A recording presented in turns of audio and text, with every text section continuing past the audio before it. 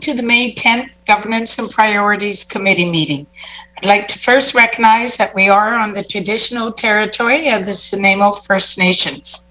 Our clerk today is Ms. Sheila Gurry, and today's Governance and Priorities Committee meeting will be held in accordance with the Community Charter, Council Procedure Bylaw 2018 number 7272, and Ministerial Order number M192 governing open meetings during a state of emergency, and the Provincial Health Officer Order regarding gatherings and events. Therefore, as there is no in-person location, members of the public are required to observe meetings virtually, and question period will be suspended throughout the duration of the provincial health orders in effect. I believe there are no late items, Ms. Gurry? That's correct, Chair. There's no late items. Thank you. So I have a motion for the adoption of the agenda. So moved, Mayor Krog, seconded Don Bonner. All those in favor? And motion carries. So, motion for the adoption of the minutes as circulated. Moved by Councillor Bonner, seconded by Councillor Krog, or Mayor Krog. All those in favor? Motion passes, carried. Thank you. And our first topic on the agenda, number 5, is agenda planning, Governance and Priorities Committee, and to be introduced by Sheila Gurry. Thank you, Chair. So for the Governance and Priorities Committee agenda planning today, the matrix as well as the list of topics that you've already covered and upcoming topics and schedule are on pages 14 through 19 of your agenda. And perhaps I'll see if Mr. Rudolph would like to join me on the screen right now to talk about some potential upcoming items for May 31st. The RV, the recreational vehicle on properties that Councillor Martman, Chair Martman, that you had brought forward, we're looking at possibly bringing that to the May 31st, as well as some items that Mr. Rudolph may want to mention today. I'm not sure. Mr. Rudolph. Thank you, Madam Chair. Just a couple of points. Just in case Council doesn't finalize all the agenda items today, as we did in previous Governance and Priority Committee meetings, we rolled those into the next meeting unless otherwise directed by Council. So it depends on how much conversation is taking place during the initial items today. That's one thing. The second thing is that there may be the desire, and this can't really get figured out until next week, to move the planned Reimagine workshop that is scheduled for May 20th to the GPC on the 31st. I'm advised by the planning department they may be looking for a little more time to get prepared for that workshop. And secondly, just some staffing matters around people are getting sick, not COVID, but there's been some issues around that. So just managing that. So, and I'm told, and I think you're aware of it, that week is a very busy week anyway. The week of the 18th, you've got a public hearing and a bunch of meetings. So we'll keep you posted on that, unless something comes out of this conversation today or in the interim that would direct us to schedule larger topics for the 31st. I believe also, Ms. Gurry, the item on RV housing was scheduled to come to that meeting. That's correct. And maybe other matters related to housing as well. So that agenda will fill up pretty quick, I think. Thank you. Did anyone have any questions? Councillor Brown. Thanks, Madam Chair. Not so much a question. I'm just wondering with this GPC format, and we've in the past discussed about having the folks at the table to have discussions with us. There's 2 topics in particular I'm wondering if we could make sure we do that on.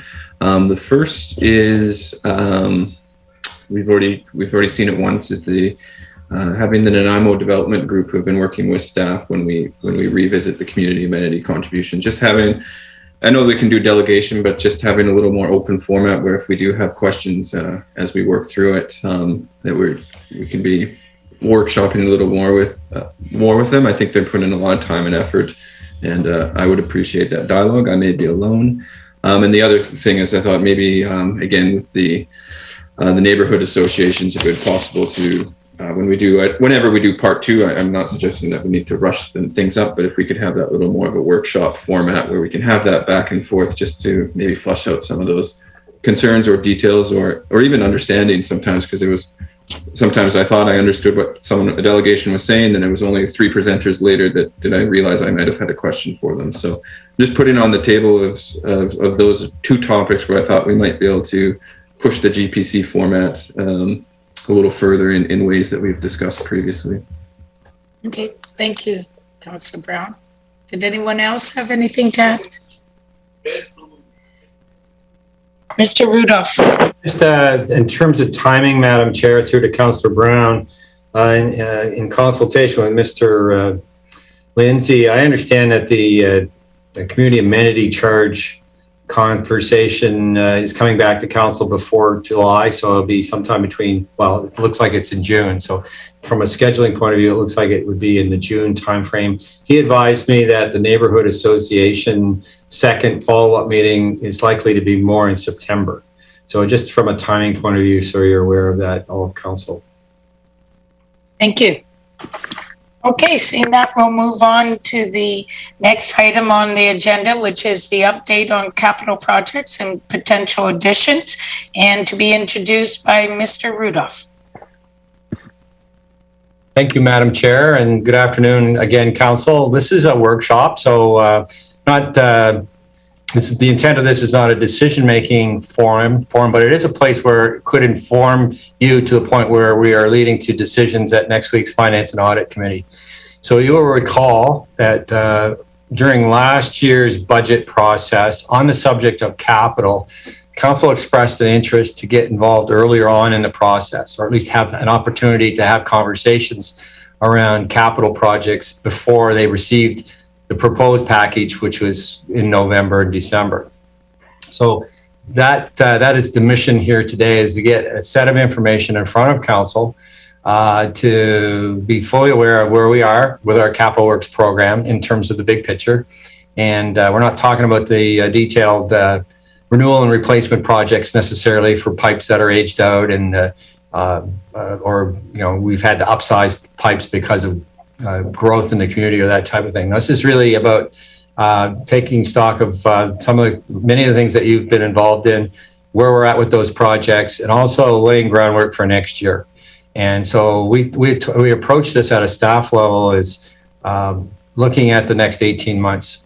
And so the assignment to some of the managers in this is if there's something in the queue that you think council should be aware of that would be able to accelerate projects or clarify what your priorities are for heading into next year's capital, let alone beyond that, this is an opportunity to do that. We're not saying that we've got all those projects scoped out here, but if we can flush out some of those topics today through the presentation, that will inform staff and it will lead to possibly a number of decision points for next week at the Finance and Audit Committee.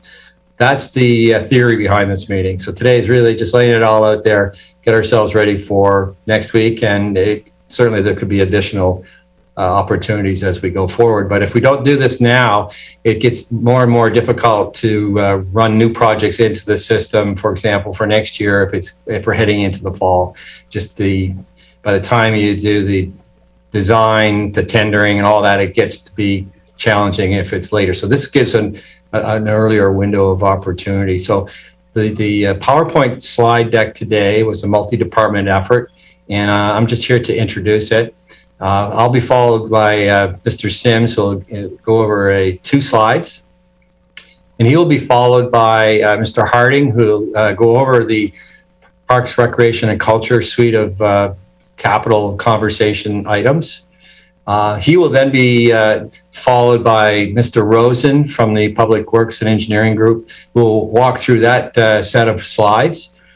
And if you still have any energy left in the tank, we'll be leaving the last slide. And a new addition to this was Ms. Mercer at the very end of next steps. So part of the next steps will depend on what your conversation is today, what you're asking for next week and beyond. So my job was just simply to put a little tiny bit of context on this today and enable you to get going. I think the question that you may have as chair and members of council is, Do you want to ask questions as you go along, or do you want to hold them till, say, after Mr. Sims or Mr. Harding or Mr. Rosen has done all of their comments? So that's a matter of determining how you want to proceed with it, but and how much conversation there is. So the idea would be to obviously have conversation and get feedback from council and general consensus or direction. That could lead to a more productive meeting next week when we do get into specific items, hopefully at the Finance and Audit Committee.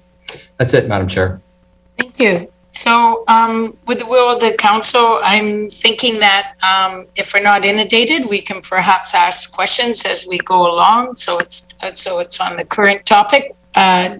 Is that how council sees it, or do you want to wait till the end of the session? One thing, Madam Chair, is that during the presentation, you might not be able to see all of those that are raising their hands, so you can catch them as you can. And if you've perhaps missed anyone, they could wait till the end of the presentation. So just see how you manage along the way with the presentation and the screen sharing.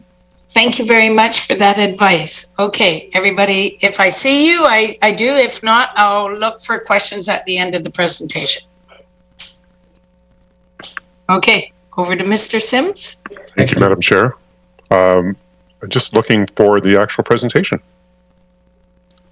There it is.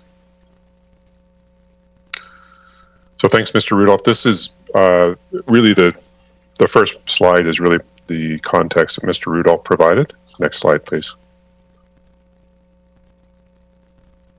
So just flashing up your strategic plan, I think this provides context for community building for all of us, and including the capital plan, which is a pretty major part of the work that you do.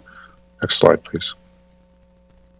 So really the capital plan supports all of the pillars of the strategic plan. And just briefly, when we build our capital projects plan or our long-range capital plan, we consider growth. So those are the projects that support livability, parks and facilities, and active transportation infrastructure. The governance excellence piece is really supported by our approach to asset management, and that's really looking after the infrastructure that provides the life support system of the city. This is really a critical piece. And so I would say the majority of our work we could categorize as asset management, which is really renewals and making sure that we're long-term sustainable. And the strategic projects are those that the community and the council really want to see, that provide that vision for how we want to live. So they often are intertwined. For instance, we will often leverage a renewal project, excuse me, to support the goal of an environmental project as well, and try and leverage that, ripping up a street, excuse me, to build an active transportation project and combine them as much as possible. Just a brief note on the focus by council on governance excellence has had a tremendous impact on the productivity of the entire organization and our capital plan. For instance, just between the two divisions, Parks and Rec and Engineering Public Works, we've seen the capital project output grow in 2016 or 2017 from somewhere between $55 and $70 million per year to in 2020 and 2021 to $80 million plus. So it's a massive increase in productivity, which I suggest is really down to the focus on governance excellence. So I think that's something to celebrate. And I won't hold too much up. I think the presentation were really, this is just a smorgasbord of ideas and just food for thought for council. I'll pass it over to Mr. Harding. Thank you. Thank Ms. you. Sims. Thank you, Madam Chair. So the next slide. So on this one, as Mr. Rudolph mentioned and Mr. Sims, just wanted to give a bit of an update on where we're at with Parks, Recreation, Culture, capital projects, how we do some of the planning. As Mr. Sims mentioned, we also use the 5-year capital, working with finance, working with, that funding envelope. And then of course, a lot of our projects over the last few years and even going out are a lot of asset renewals, because trying to maintain our assets or improve our assets. So my presentation here will go through a little bit of that, a little bit of what this council has been able to do, what we've talked to you about, what the community's wanted, talk a little bit about Reimagine, where we're going. And again, as Mr. Rudolph mentioned, maybe some options we could do in the next little bit or short-term period. Mr. Groot's also going to jump in if I've missed something. So we'll go next slide, please. So if you remember, over the last couple of years in council, we've brought you different presentations of all the different amenities that the community wants. And this isn't exhaustive, but these are definitely ones that we've brought to your attention over the years. They're ones that are either in current master plans or specific plans, or ones that the community has brought to you directly or indirectly. And so these are, again, a long list of major community assets and some minor ones. But as council knows in their term, there's no shortage of amenities that the community would like to have. It's just how do we pay for them and how do we prioritize them? So this is a list that we're using, I've always used, but also be a bit of our background as we go into the Reimagine process. So next slide. Next slide, please. There we go. So we've also mentioned to council that our current Parks, Recreation, Culture Master Plan is quite dated. It was last updated in 2005. And so we've been going off of other studies and other issues through the development of Reimagine. We see this really being the tool for the community and for council of making those long-term priorities. But also there could be some medium term, so 2 years, 5 year, 10-year priorities. And through phase one, a lot of things we've heard in the past are consistent going to the future. I think one of the things that we are hearing more is some of our facilities. We've done lots in parks. People still want more in parks. They still want more trails. They want more open space and access to water. But we also realize that people are starting to say, well, what about some of these facilities? So next slide. And some of those priorities. So we'll retest these as we go out into phase two, with the end goal of coming to some developing the priorities as we go through the Reimagine, whatever those documents look at the end. And one of the things we want to show is that we're not asynchronous, that we're actually working together. So the engineering's plans and our plans are linked together whenever there's overlap with planning and such. And so with the Reimagine, we have that opportunity of meshing so many of these priorities so that we are consistent together. So you'll see a lot of my presentations always talk about Reimagine is because we are really behind in having those clear documents for priorities going forward for council to make those decisions, and some difficult decisions of what those amenities are we're going to move towards. Next slide. So I just wanted to mention a couple things, because sometimes we're working away and we forget some of those amenities that we've actually achieved over just in the 2 short years with council. And so a couple of, these are some, not necessarily highlights, but some that we've done. But definitely not every trail or park or playground is included here, or all the asset renewal. But the lighting at Roxman Stadium was and lighting that we're doing right now, it's a major. We've never had a lit baseball field in the city of Nanaimo. And so this was key for the community, baseball community, and also in attracting someone like the Night Owls here. Next slide. Just to interrupt, I'm sorry, Mr. Harding. I'm not sure if you're standing in a windy field or something. I have a fan going. So I want to make you feel that I'm outside, but I can turn it off. Okay. Yes, please. Thank you. Okay. I was wondering if that would be a problem or not. How's that? Is that better? If I start sweating, yes, that sounds much better. If I start sweating, my office is very old at Bowen Park. It doesn't have air conditioning. So here's one of the things that was very exciting to have is the youth park, and dealing with adding something to the youth in this area was key. Next slide. Our first inclusive playground, and we'll see some more slides coming up about some opportunities of expanding that, but working with the new Accessibility and Inclusive Committee on this, as well as Child Development Center and other key partners, was a positive addition to the community, and we definitely hope to add more to that. Next slide. Again, working with Rhodey on their 100-year celebration, and then doing some of this corner of the park and adding something as constructive as this, again, a nice positive addition. And we have a number of these examples throughout the city, not maybe the scale, but a number of these nice examples of working with community groups.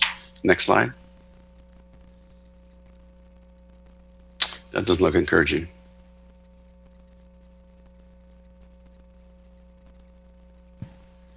Whoop. Someone deleted all of the.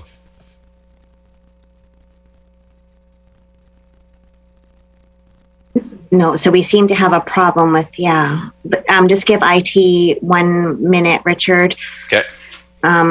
I know they had changed, updated some slides to fix some typos or something. So perhaps if we just give them 1 minute to bring up the original PowerPoint, if they have that.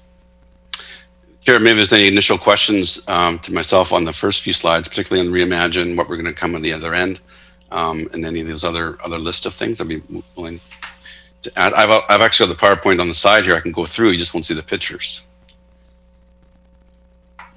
We'll give IT just a minute and we'll see.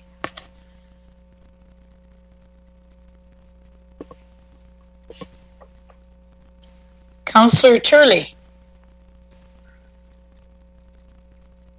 Thank you, Chair. While we're waiting, I don't know if this is a question Mr. Hardy can answer or not, but where there's community involvement in a specific project, is there kind of a ballpark percentage of where the community itself contributes to a project versus the share the city contributes, or is it all over the map? It really is all over the map, and one of the reasons it's all over the map is it really depends on, is it something that's going to benefit the whole community, or is it going to benefit a small percentage of the community? And so sometimes we'll bring those to council with some of those. If it's something like a building that only gives certain groups, but it's more of those. If it's but also we look at is it something that's been needed in the community for a long time to expand something. So it is all over the map, and it's also kind of based on some of our strategies or plans or principles of what we want to do for parks, recreation, and culture. Thank you. Thank you. How are we making out? Oh, I've got Councillor Bonner. Thank you, Chair. It's just one little point on slide number 5. It's the Indigenous Peoples' Place of Culture. You have it listed as the Indigenous Peoples' Place of Center. So just a minor correction. Thank you. Thank you. And Ms. Gurry, do we know how we're working out, or? Yes, they are currently working on it. There was just some hidden slides that weren't showing in the presentation view. So I think that they have it looks working. like it's there now. So we go to Rotary, start back at Rotary. Or we can do it here too. That's fine. There we go. And so again, okay. Another Georgia Greenway. This was, of course, with working with engineering on the accessibility. This is a great example, I think, where Reimagine can come out with the departments all overlapping. This was had a planning focus. This has an engineering and active transportation, and of course going through a major park. So it's one of those examples where it hits a lot of goals, and this was a great one to be able to be open. And if you haven't been there recently, it is constantly being used and looking to expand. Next slide. And this just some asset renewals. So the Parkway Trail, we've been on a variety of years of upgrading. It's close to 21 kilometers long. It's over 20 years old now. So as this council has seen and heard from different users, the need to upgrade that trail, and it has been happening over the last few years, and will continue into the future. Next slide. And then different stairways. This was a real popular one for a lot of people, the Seabold Trail replacement. But this is one example of many accesses and walkways and boardwalks that are constantly updated and renewed every year. Doesn't always get the attention that maybe the Seabold one does, but a variety of those go into our capital planning and renewal and additional accesses. Next slide. This one we want to make sure council's aware of too is with the change, of course, in climate and us also acquiring a lot more forested areas. And some of our parks having older growth, or not old growth, but older forests that need attention, is working towards different larger projects. This was the Bevan Park stand management. If council recalls, we did a presentation to you last budget cycle, and this is the kind of budget issues we'll bring forward to you more, particularly as we go into Lindley Valley. But this was the Bevan Park stand management, and we'll give council an update on how that program progressed later on this year. But examples of the things that go into our capital planning. Next slide. And natural asset planning. A lot of different energy and facility updates, but one of the bigger ones was the new ammonia plant at Frank Crane Arena, which not only made it safer with a lot less ammonia, also much more efficient, as well as a lot of other increases of energy efficiency in the arenas and the pools over the last couple of years. Next slide. And the same thing was with a lot of lighting upgrades, all our civic facilities and different upgrades on HVAC systems. Next slide. And also with some of our other ones you don't always think about, the parkades, HVACs and other city-owned buildings such as the Port Theatre, City Hall, SARC, other areas throughout the city. Elevators, all the different things that go into our facilities. Next slide. Really want to mention this one, and I didn't think of this, and staff had added this slide in when I was working on it. I thought, well, it's perfect. Is this actually... One moment, Mr. Harding. I've got Councillor Bonner with a question. Sorry for the interruption. You were on a roll there. I have a question regarding the parkade, and that is, and this may end up being a question from Ms. Mercer, I'm not sure, but my sort of question is, since parkades are sort of end of trip places to safely park your car, would the funding that we do for parkades and how they're put into the plan not be the same for safe places to park your bikes at the end of your trip? Because this is coming up as conversation piece quite a lot. Are the two related? I will look to either Mr. Harding or Ms. Mercer. Well, I'll add a little bit of what we've done to the facilities. So, for example, at Nam Aquatic Center and some others, we've been trying to experiment with different types of end-of-bike facilities. We don't just have that tied to a parking function. We just have that as an amenity function to the facility. I know funding for parkades, it does come out of the parking fund, but either Mr. Sims or Ms. Mercer can answer some of the more funding components of it.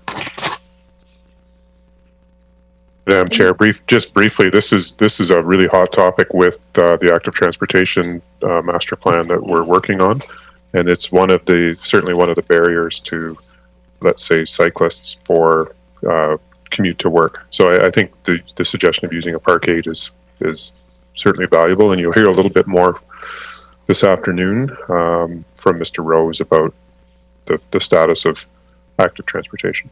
Thank you. Thank you. Did you have another question, Councillor Bonner? Yeah, part of that original question was regarding the funding. Would we be within our not rights, but would it be safe to assume that the payment for end of trip parking for bikes would come out of the same fund as end of trip parking for cars? Through the chair to Councillor Bonner, if it related to a parkade or not sure how that works with on-street, but certainly if it related to a parkade, that could come as part of a parking project for sure. Okay, thank you. Does that answer your question, Councillor Bonner? Okay, we'll move on, Mr. Harding. I just want to mention this one because this definitely for the 2019, 2020, 2021, I guess not 2019, but 2020, 2021, it's definitely taken a lot of energy from staff how to be creative in how we reopen our facilities that aren't designed for COVID or pandemic issues. And so lots of work going into adapting this. And I would say part of, as we move out of the pandemic, some of those retrofits and planning and even some of the granting programs we'll have, and we'll talk about that maybe a little bit when we talk about some of our outdoor venues, will come into as an issue. Next slide. Again, those are just some quick highlights of things. Of course, we have a whole list of different capital projects that we've gone through and will continue to have, as Mr. Sims mentioned, as we develop our 5-year capital. But here's some projects that are currently moving forward. The South End Community Center is one of those ones that was one of the last major recommendations in the 2005 Parks, Recreation, Culture Master Plan that never got addressed. So I appreciate Council allowing us to continue on with that now, even before the reimagine, because it's definitely one that's we believe is a need, and the feasibility study and the engagement process will show that. The reason I mention this here, as Mr. Rudolph mentioned, this will be going on through the next 18 months as we come into the next year. Where will this land in regards to where would the location be? What would be the partnerships? What would be the makeup of this, which could be very creative, and the different type of uses that are in here. And as we move into the next year, we should have a clear vision of what this will be, and make decisions on, do we, go for different kind of funding for it? It definitely will be a larger funding request. Next slide. Oh, and I should mention to that, so I will be bringing Council, as promised, an outline of how that will, not an outline, but a detailed process of how that engagement and feasibility study will progress. Hope to get that to you in June. Just a few smaller ones we've heard from people. Neck Point Park washrooms are slated for this year. Next slide. These are just some ones in the works. Bevan Park improvements. There had been some things going on with improvement, including the public art that we did. But also Council's provided us some extra funding now to do some work while the facility is closed. So when we do reopen, it should be a fresher. And actually, we're doing some of those pandemic things we mentioned to retrofit this facility. So when it's open, it feels safer and cleaner, and ways of having the public flow through an older facility. Next slide. Thank you. And sorry. One moment, I've got Councillor Brown. Thank you, Madam Chair. Just a quick question on Neck Point washrooms. Will it have a universal washroom? They both will be. So what we're going to do is we'll have both washrooms there as universal washrooms. So Awesome, we won't have gender specific washrooms. We're trying to even move the other. If it hasn't been done right now, we're doing the same thing for the older washrooms at Piper's Lagoon. Those should both be gender neutral washrooms now. Thank you. Next slide.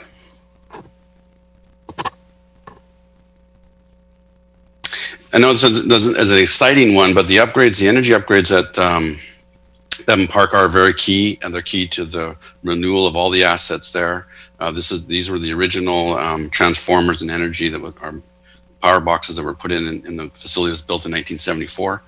So it's lasted us a long time, and so the power we're putting in will also help guide us into the future. And also, as Council recalls, some of this will also provide opportunities for emergency generator access and power as this is a major reception area. Next slide. And I just want to make sure that Councillor Brown doesn't have another question. Oh, okay. I just wanted to confirm. Thank you.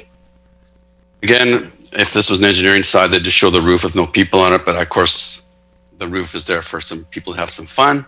So this is just about a roof, but it's how we update a roof for having these guys have a lot of fun in that facility. Next slide. Bridge replacement. This is when the council member was vandalized a few years ago, but also was a Lions Club project years ago, and we'll be working to renew this bridge this year. Next slide.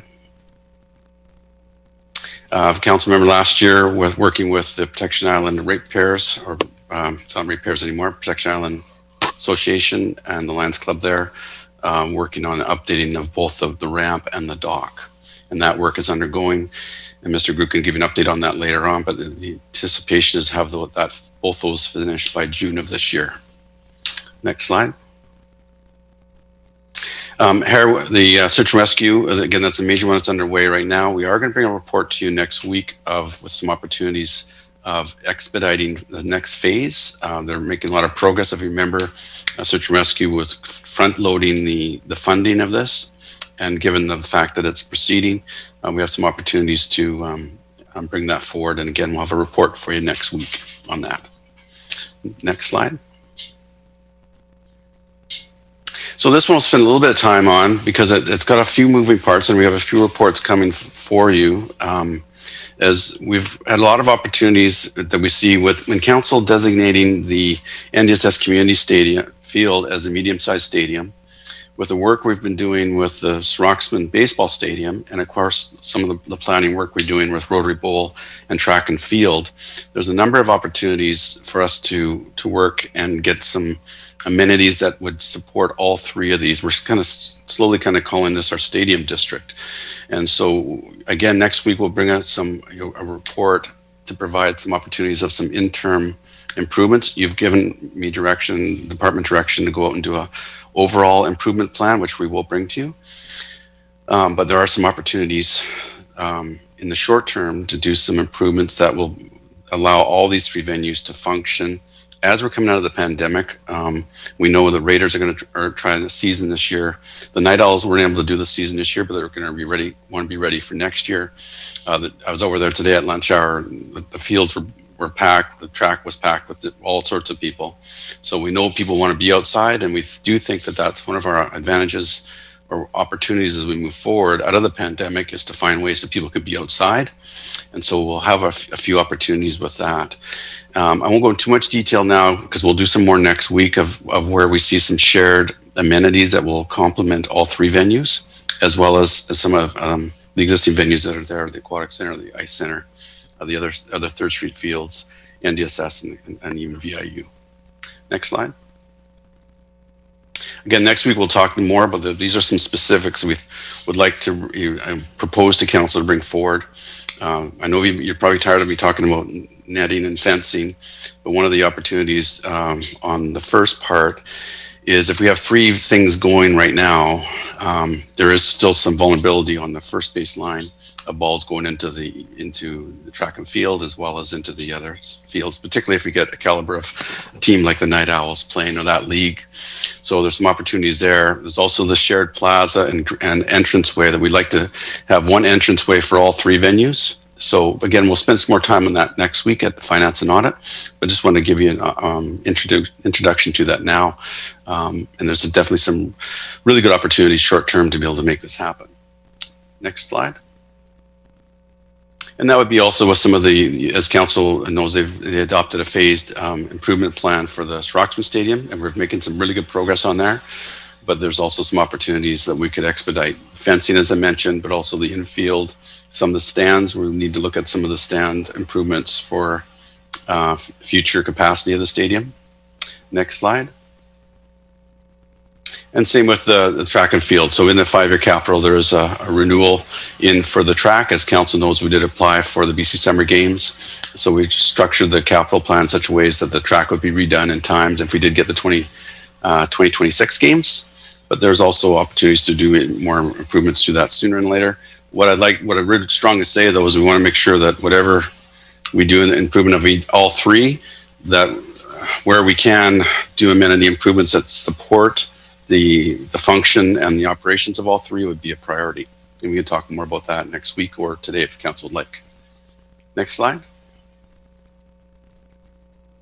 One of the key ones that council is aware of, it's also related, if you remember back to the medium-sized stadium, is if we designate the medium-sized stadium at NDSS, the stadium, it will need some more, and we move a number of our uses over to that stadium, we definitely will need some more artificial turf. They're just highly desired and used. We may need to move some users from NDSS over here while major games and events are going on over at NDSS. This is also one that we have a grant out for right now, and we should know about that in June of this year. If we're not successful in the grant, or that it may be something council may want to consider in working with the school board and others, finding other ways to fund this project. It's one that we can achieve in a short period of time. Next slide. Also, I believe it's end of May, early June, we're going to bring to you some draft concepts that we'd like to test with the public for Westwood Lake amenity improvements. As you know, Westwood Lake is heavily used, and through the pandemic, even extremely more used. And it's one that really haven't done a lot of improvements to for a number of years based on the use and some of the older environmental aspects. So this would look at how do we enhance the beach, bring the parking back, add an accessible washroom, add more parking in behind. As council may or may not know, we own the property all behind the parking that you see right there. Now I don't have access to the cursor, so it's all behind the parking. And so there's lots of opportunities to enhance this area, just to kind of catch up a little bit to the use that's there and continue to be there at Westwood Lake. Next slide. Oh, thanks. There's the cursor. If council members, last year we did a presentation to you on the BMX the club. They also came to you, and council authorized us to provide some design money to work with the Mary Davidson Bike Park and with the club. Those designs are coming to an end now, or finishing off, and we'll come and present that to you. It's another project, though. It would be a partnership project with the club, and they also, of course, have lots of other supporters. So it's a project we could expedite and or bring forward. We're going to bring the design forward to you anyway, and we'll get it into the 5-year capital for consideration, regardless. Next slide. Same with the accessibility playground. And again, this is just a concept. Of course, our new one's going to have a lot more natural features in it, but still accessible and inclusive. But this is the next phase. Council's also authorized us, again, for a grant for that. But it's another one that we could expedite and fund, complete. That's really that link between the Rotary Garden and the existing accessible playground. Next slide. Later after this presentation today, we'll also have a presentation from the architects and an update to council on the Loudon, what we call now the Long Lake Paddling Center. And it's one that council provided us funding this year to do the detailed design. And you'll see, I won't spend a lot of time on here now because we're going to spend quite a bit after this presentation on asking us to go out and receive the design and go out for public review. Next slide, unless there's any questions on that one. And that's the end of my presentation. Again, all that doesn't include all the hundreds of different things that we're doing out there, or what all the different community groups and organizations are doing. It's just a test with it. I would say that if council wanted to, you could just stop the presentations now and allocate any kind of funding you wanted to this area, and you wouldn't have to bother yourself with the engineering and public works presentation. But I'm assuming you do want to hear Mr. Rosen talk. So we may want to know a little bit more, but I think right now, do we have any questions for Mr. Hardy? Mr. Turley. Councillor Turley, I'm sorry. Thank you, Chair. So I just want to pass along a compliment, actually. I take my dog quite frequently now down to Brookwood Park below me, and the amount of gravel and fixing up of the path around the pond is quite remarkable. I don't have to hose my dog down anymore when I get home. Good. Oh, good. So thank you. Thank you. We've got Mayor Krogh. Thank you very much, Chair, through you to Mr. Harding. You know, they all look wonderful. And I'm wondering if you're going to give us some advice or suggestion in terms of what you think are the most important priorities at some point. I'm not asking you today, but certainly we'll be looking for guidance because it's your office that I assume receives most directly the comments from the public about what things they see as important. Right. Thank you, Your Worship, through the chair. Next week, we're working with finance on a presentation, and we'll kind of prioritize some of those. It won't necessarily be prioritizing in the sense of everything because there's so many different things that the public want, but there are things that we think we can get done in a short period of time. Things that are either in the works that we can get achieved. Also things that we've realized through the pandemic that we can actually get done either with the contractors that are available or facilities or staff that are available. So a variety of those. The reimagine process, again, is really going to help council also really, you know, what are those key projects that we think will benefit the most in the community. That's why I really enjoy or appreciate it when we do the reimagine process and we have the random sample survey. We also do all the stakeholder surveys and all the user surveys, but that random sample survey, which says, you know, what does the average person really want? And I would say, not to go on too long, I'd say coming out of the pandemic again, there's some things that we know that the community wants. Our parks and trails, I would say, are, if not up 70%, up 80% of use during the pandemic. And so they're definitely need some attention. But our outdoor facilities, like behind me, there's a real opportunity when those sports teams that haven't been able to play want to get going. They really want to have, and that's, you know, it's VIU soccer, that's high school football, it's Raiders football, you know, field lacrosse, track and field, baseball, all those different ones that have had to really put the halt on things. And now with that sports district that we have, which is, we've never had this before, these 3 venues, there's some real opportunities there. I'm not sure that answers, but we'll provide some more clarity. Thank you. Councillor Bonner. Thank you, Chair. Sort of along the same lines is, I'm wondering how we get to sit down and really debate these projects and really sort them out. I'm wondering, I know we're having Finance and Audit Committee meeting, but I think there's going to be a heck of a lot of stuff in there.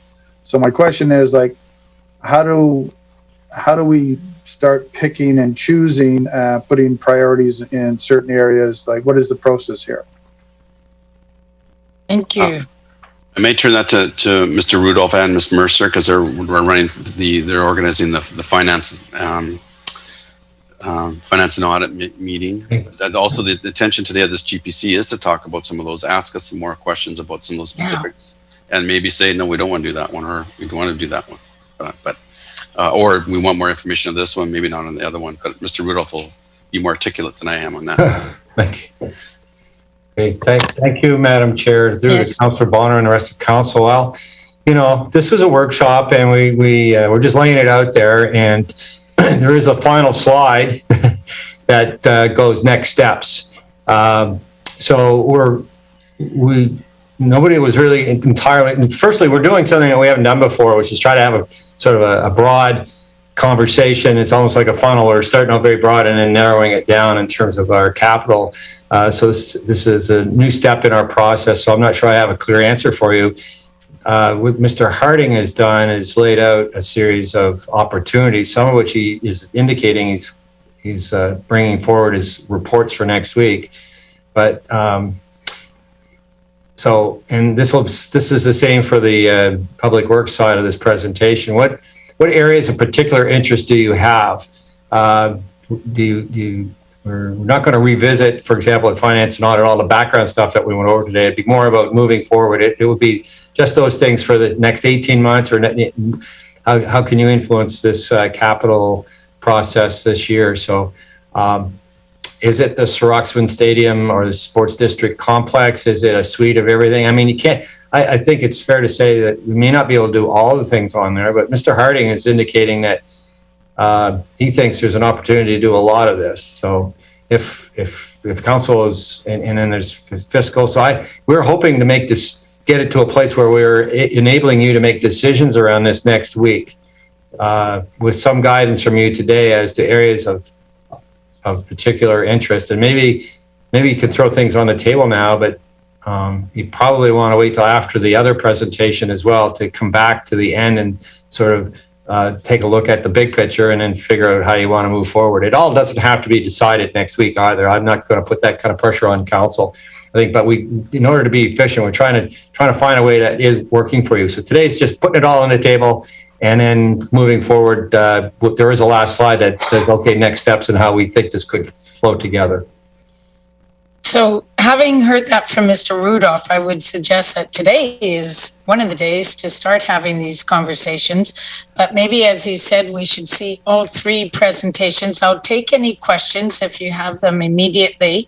But then we can talk. I think what they're looking for is, do we have something that we can go, yeah, we're not interested in that, but hey, this is our number 1 priority. So I think today is the conversations begin. So I saw you still having your hand up, Councillor Bonner.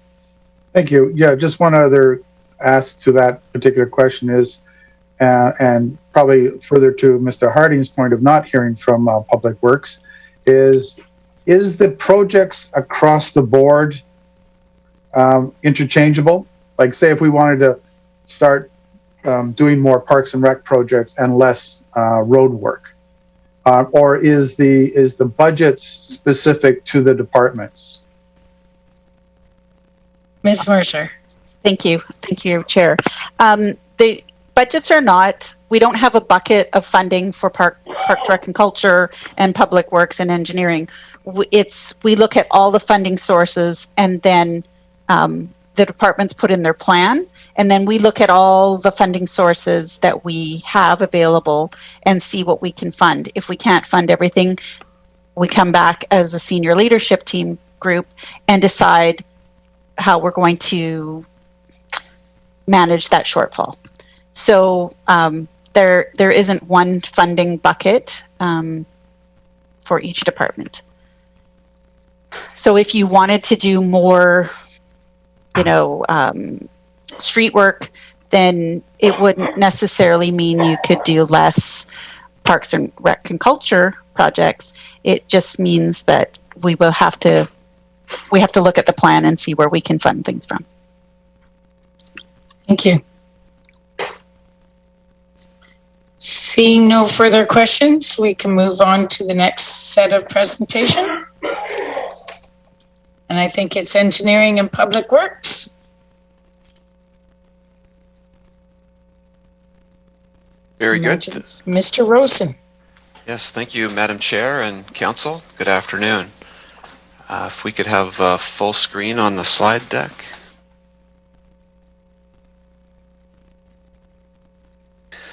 So this is the first touch point that we've had with Council on this budget process, but just so Council is aware, staff have been working diligently in the background for the past sort of couple of months, updating project budgets, looking at identifying new opportunities, various needs, and so on, conducting due diligence, sort of reassessing priorities. And so what we have for you today is a series of slides that includes both, it's a little bit of a mixture of between what's in the existing 2021 financial plan, so in like year 2 and year 3, it's a mixture of that and some of the changes and new items that we are currently thinking we are going to propose as part of the next budget cycle. And then the third thing is there's some new opportunities and some new projects that are potentially that we could talk about. So next slide, please. So I included this list just because I thought it would be good just to make sure that Council is aware that all these projects on the list, they're currently budgeted in 2021, in this year, they're underway. So going forward, you don't really have to think about these ones. You can consider these ones kind of already underway. So next slide, please. Okay, so I've got 2 slides here. I've got a 2022 projects and then a 2023 project. So this small list of projects are really a list of significant projects that we think Council would be interested in. And I've got a series of project-specific slides to talk to Council about for each one of these. Next slide, please. And so the same thing for the 2023 projects. This is a short list of projects, and I've got some project-specific slides that we can talk about. Next slide, please. So Midtown water supply, I think Council has seen this slide, is aware of this project. This was identified as a result of that large water main break that we had on Bowen Road. Staff have been working hard to develop and refine the scope and the budget, and it continues to, it's ongoing. One of the opportunities that's falling out of this project is the potential to construct some trail, some multi-use trail along some large portions of the alignment. So mainly just wanted to let Council know that that's sort of under that sort of scope, and that project is kind of underway, and we're considering that piece of it. Okay, next slide, please. Terminal Avenue. So Council is well aware of this one. In the current financial plan, it's shown as 2 phases essentially. So as part of the next capital plan, we're proposing to break it into 3 phases. So phase 1 would be prioritized in 2022, and then phase 2 would be a little bit further north, and then the whole Pearson Bridge phase, that would be phase 3, and that would be a little bit further out in 2025. Yeah, so we're just proposing to phase it that way, just to make it a little bit more palatable, focus on the high priority areas first, and so on. Next slide, please. Fitzwilliam and Third. This is a project that's in the current plan. We've had to adjust the proposed year of it. It's really driven by utilities. So there's a large sewer there that needs to be replaced, and there's an opportunity to enhance the road cross section, essentially establishing some proper sidewalk along the south side of the road, and bring it up to. It wouldn't necessarily be like a Metro Drive complete cross section upgrade, but it would be an adaptation of our standards as best we can, given the opportunity that's presented to us throughout that stretch there. Next slide, please. So on 5th Street, we have a signalization of 5th and Bruce, and then we have an opportunity to construct some active transportation street components throughout that corridor. Again, this won't be a complete street rebuild like Metro. It'll be more of a do the best we can with the opportunities that are in front of us and the budget that's available. Next slide, please. Wakasaya. So this one has been in front of council on a number of occasions. So it's currently broken down into 3 phases. It's largely driven by the utilities, the need to replace the utilities. It needs to be repaved, and obviously if we're going to invest that much into the corridor, we may as well bring it up to the current standard. It was phased partially to be able to afford it, to be able to fit it into the funding envelopes that we have, as well as to sort of minimize the impact to the adjacent school and VIU and so on. Yeah, next slide, please. This is a new project. Council might not have seen this one before. It's really driven by the need to replace a fairly large sewer on Hammond Bay Road. We have an opportunity, because of the location of this sewer, to reestablish along the north side of Hammond Bay Road a cycling and pedestrian facility that is more consistent with our current standards. And it may end up looking a little bit like the project we did on Bowen Road, where we were able to build a raised cycle track. So we might be able to establish something like that through that stretch of Hammond Bay Road. Next slide, please. Madison and East Wellington. This is one that's been in the plan for a while. It was triggered by the construction of the south end of the Boxwood.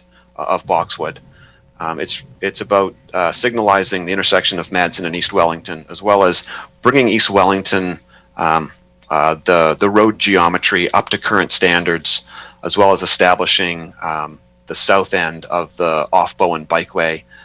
As council is aware, this off-Bowen bikeway would run all the way from essentially up near Labio down towards Buttertubs. And this is one of the links in the chain that would be established through this project. Next slide, please. Steward Avenue. This is again one that's been in the plan for a number of years. We had intended to conduct public consultation just before the pandemic hit. That was, it was a bit of an impact because of, the ability to conduct a public consultation, staff capacity, and so on. So this is one that, it's in 2024. We're still in negotiations with Ministry of Transportation as well as BC Ferries around their requirements and expectations and so on. Once we've worked through some of that and we've conducted the public consultation, we'll be able to move forward with that project. It's currently planned for 2024. And it's really about establishing an active transportation corridor through there. Next slide, please. And by the way, if anybody has any questions about these as we go, I'm totally happy to take questions as we go. So unallocated pedestrian projects. This is one where in the past we've had $300,000 per year allocated to this. As part of this budget cycle, we're proposing raising that to $500,000 a year.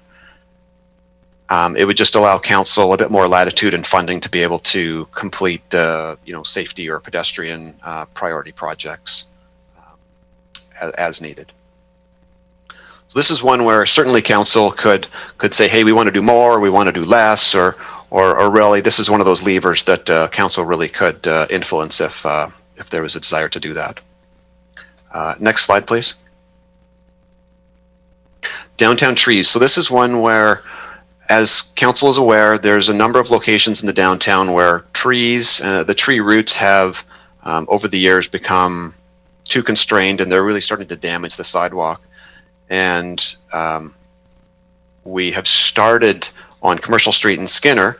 We're in the process of reestablishing a sidewalk there that's safe and has proper tree root spaces and so on, and replanting trees of a species that are more compatible with that location. And our intention all along has been to establish a bit of an annual or a regular program where we do this. And so what we're proposing here as part of the next budget cycle is to establish $100,000 per year to deal with these safety-oriented sidewalk tree-related problems. And obviously, going forward, if there's a change to the design standards or to the various aesthetic requirements, that this program would just adapt to whatever those requirements are. But it's Mr. really, Rose? yeah, sorry, yes. Sorry to interrupt. I have Councillor Bonner. Thank you, Chair. I've got a bunch of questions, but specific to this one here, are we also going to be at the same time providing electricity to the trees so we can light them up? Because I know that was an issue. They're okay in front of the conference center, but it's a little harder on the other side of the street because there's no electricity to them. My understanding is that we are including electricity to light these trees, and we would look at what the requirements are on a location by location basis. If there's a desire to enhance like different services that are provided or things that are available on the corridor, we would do that at the time of the upgrades. Do you have more question, Councillor Bonner? No? Okay, thank you, Mr. Rosen. Okay, next slide, please. So this next slide here really is, it's not a very exciting slide, but it shows a list of projects that they're sort of broken into three categories. The first set are projects where we're putting them in the plan, but if council is interested in accelerating them, these projects are generally constrained by funding. So we've put on the right hand side of each bullet, there's the year that we're currently proposing to put it in the plan, and then the year that we think it could potentially be accelerated to. So the first project here is Uplands between Dover and Hammond Bay Road. Now that's that stretch of uplands that, if folks are familiar, it was never actually constructed. And then there's a stretch that's a little bit south of there that was built out to 4 lanes. It was probably overbuilt. So this particular project would be essentially establishing the ultimate road cross section between Dover and Hammond Bay. In some cases it would be a road diet. In some cases we would actually be establishing the road in its permanent form. Departure Bay Road Sidewalk. This is the stretch in front of the elementary school that we've been talking about for a number of years. It's potential to accelerate that from 2025 to 2023. It's about $500,000. Wakasaya, there is a part of that project between 3rd and 5th could be accelerated. We actually have some stormwater utility in there that is essentially beyond the end of its life. It's got a substantial hole in the bottom, and we would be eager to accelerate that one, funding permitting. Terminal Avenue Phase 3, that's an expensive piece at $4.2 million. There'd be the potential to accelerate that to 2023. Departure Bay Road between Lote and Strongatharm, that might be a new one to council. That one's driven partially by some storm and sanitary sewer requirements, but there's an opportunity to establish some active transportation facility through that stretch of Departure Bay Road. 6th Street between Wakasaya and Howard, that's right near Collier Dam Park there. There's really no active transportation facility on the road through there. So there's an opportunity to establish that as part of that project. Right now it's scheduled in 2029 and it could be accelerated to 23. Extension Road. So that's one where, we're getting quite a few speeders these days. We're looking at traffic calming and so on.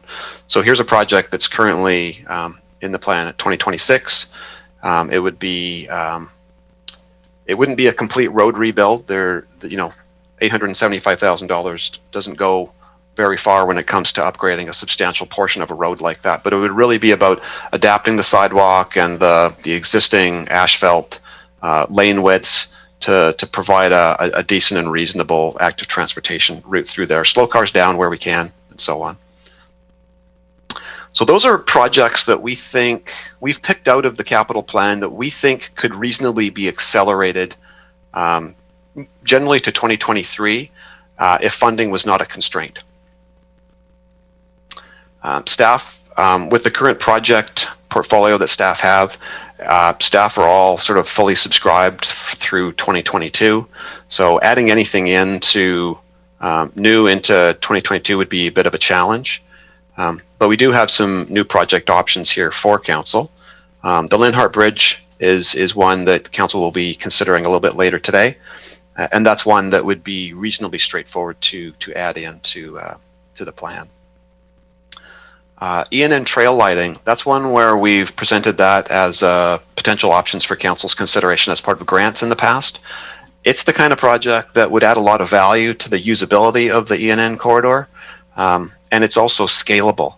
So you don't have to light the entire thing. We could just pick a segment and light that depending on how much funding could be allocated to it. Buttertubs Bridge. Now that's a new one that council may not have heard about before. It's related to the off-Bowen Bikeway. It would really be the southern link of it, connecting Fuller Street into Buttertubs.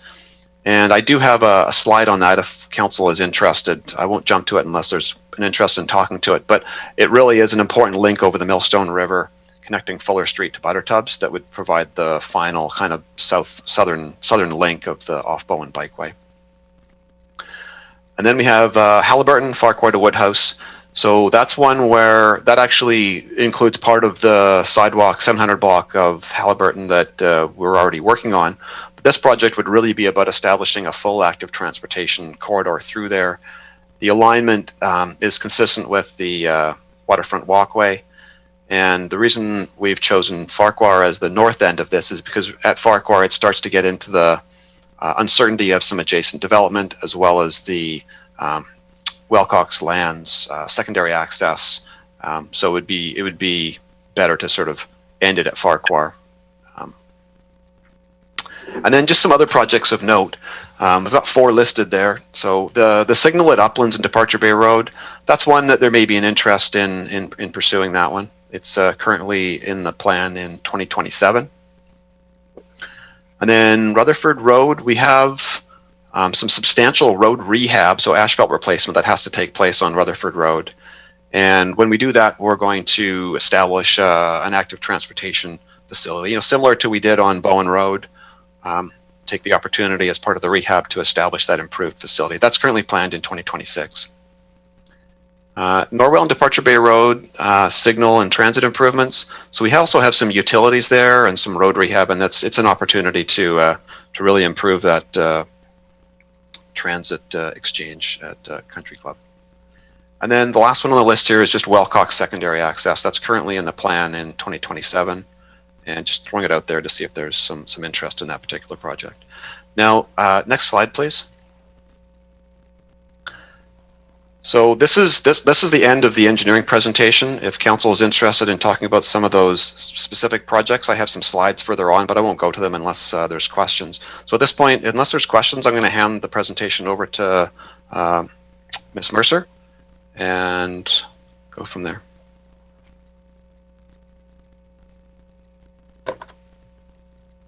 Thank you very much. I do have Councillor Bonner and then Councillor Armstrong with their hands up. Councillor Bonner. You're muted. There we go. Just didn't hit the button hard enough. I do have some questions, and it's regarding, I'm more interested myself in moving projects up that start getting our active transportation links connected. So the Buttertubs Bridge is an example. Linhart Bridge is an example, and also the Madison and East Wellington connection. And there's actually a couple of reasons for that. I saw a rather large semi traveling down Bowen, and I noticed that they hadn't turned right on Boxwood. And that's because they needed to get to East Wellington, and they couldn't get off that street because they had a Cub trailer behind them. So I'm wondering, is that something we should be pulling forward? Because that is part of the connections that would make our off-Bowen bike lane work all the way down to downtown, which is what I'm sort of more interested in moving those forward as well. The other thing I did not see on this list is the Midtown Gateway work that has been planned for the Northfield Bowen area. And I was wondering if that is off the list now, because all you did was refer to as the water pipeline that was going through there, which is fine with me because I was going to want to take it off the list anyway. Mr. Rosen. So I'll try and tackle your questions here, Councillor Bonner. Midtown Gateway, that's still on the list. The only reason I didn't include it is because it's been in front of council so many times. It's well into the design process. Phase 2 and 3 are well into the design process. Phase 1 was constructed already, and we're working in partnership with the development community to establish a fairly substantial, not just a project, but a development area that will significantly enhance the gateway into Nanaimo and provide a lot of economic opportunity, as well as improved transportation access for vehicles and pedestrians and cyclists through that entire corridor. So it's an important project, but just because council has already seen it on a number of occasions and it hasn't really changed in the plan, I didn't include it as a specific slide, but it is on my list of 2022 projects. Now, in terms of the Buttertubs Bridge and the Lenhart Bridge, I didn't catch a question there. Those are sort of two potential projects. In terms of the Buttertubs Bridge, that is an important southern link. Now, keep in mind the off-Bowen Bikeway requires a whole bunch of links in the chain to be connected before we have a complete corridor. And there's at least one link that requires a development to proceed. So it's not entirely in the city's control to establish the complete continuity of that off-Bowen Bikeway, but certainly, you know, we can establish these links as projects are completed and we have opportunity to do so. And then eventually we will have a complete off-Bowen Bikeway established. And that same thing goes for that Madison connection. That's an important connection. You're absolutely correct. The existing Madison Road is extremely narrow and inappropriate for large vehicle turning movements and so on. So really that project is important, and the more and more vehicle traffic and so on we get going through there, the more important it will become. Thank you, Mr. Rosen. If I may follow up then, so I would just give you my priorities and what I'd be looking for if we're moving projects forward. I certainly am interested in seeing the Wakeside project move forward. And the reason I brought in the Midtown Gateway is because I don't quite see it in the way that staff does. I see the necessity to use part of it for the connection, but I don't see the need to develop it for transportation of cars. So that's my concern about that. And it's also $9.8 million, I think. Which could easily be used on some of these other, would allow us to move more forward at the same time. So those are just because it's just a workshop, I'm not laying anything down, I'm just saying this is what my priorities are. Thank you. Thank you, Councillor Bonner. Councillor Armstrong.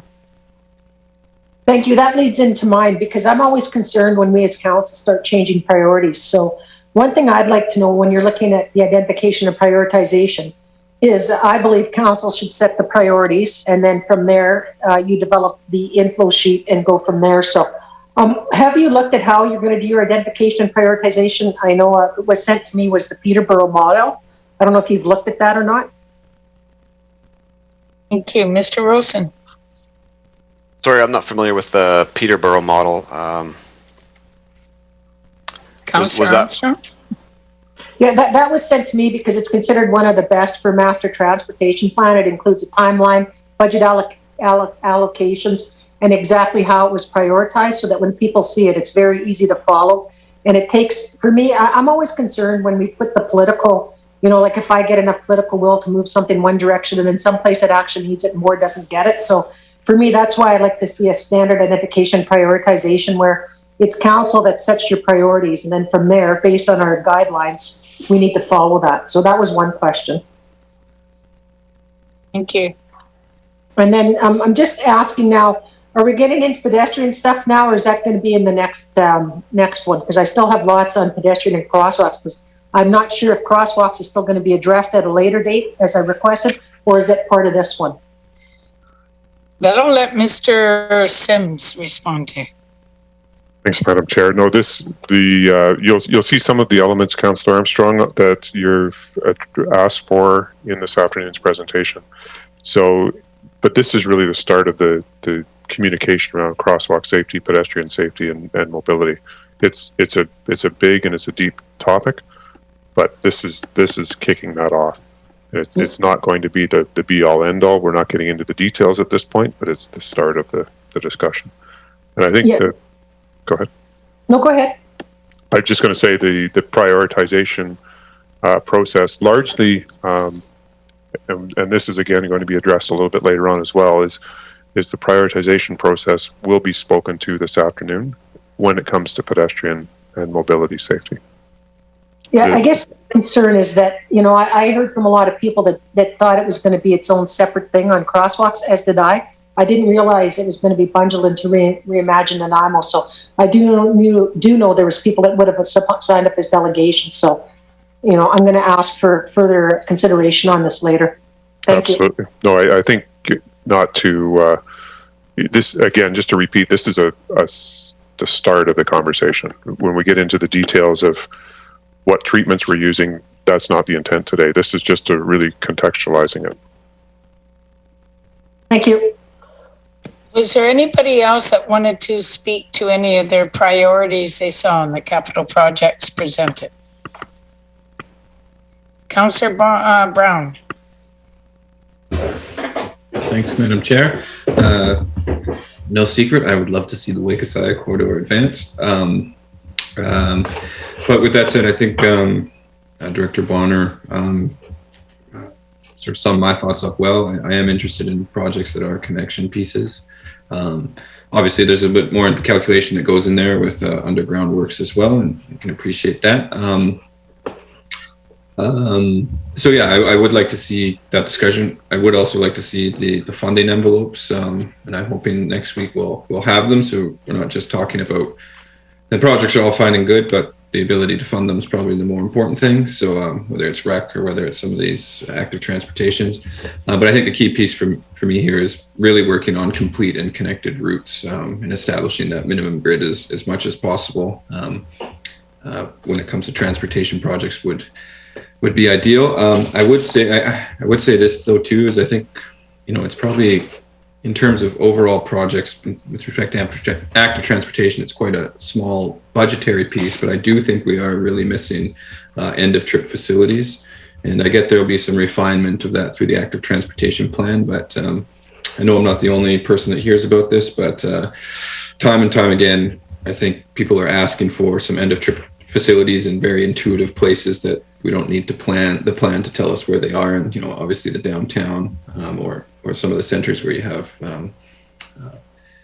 major populations moving to and from. So I don't know if that fits into this discussion, but maybe next week when we are talking about some of these budget envelopes, we can have that conversation about end of trip facilities and possibly funding some to see them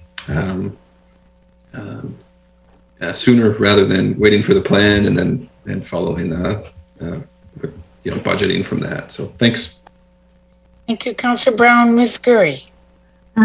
Thank you, Chair. I just wanted to, I'm not sure if there's one more slide. I believe Ms. Mercer wants to wrap this up, and then more questions could possibly follow, and then maybe a summary as to your next steps, what's going to be happening next week and stuff. So okay. I'm not sure if IT could bring up that PowerPoint. Thank you. Thank you. Ms. Mercer. Thank you, Madam Chair.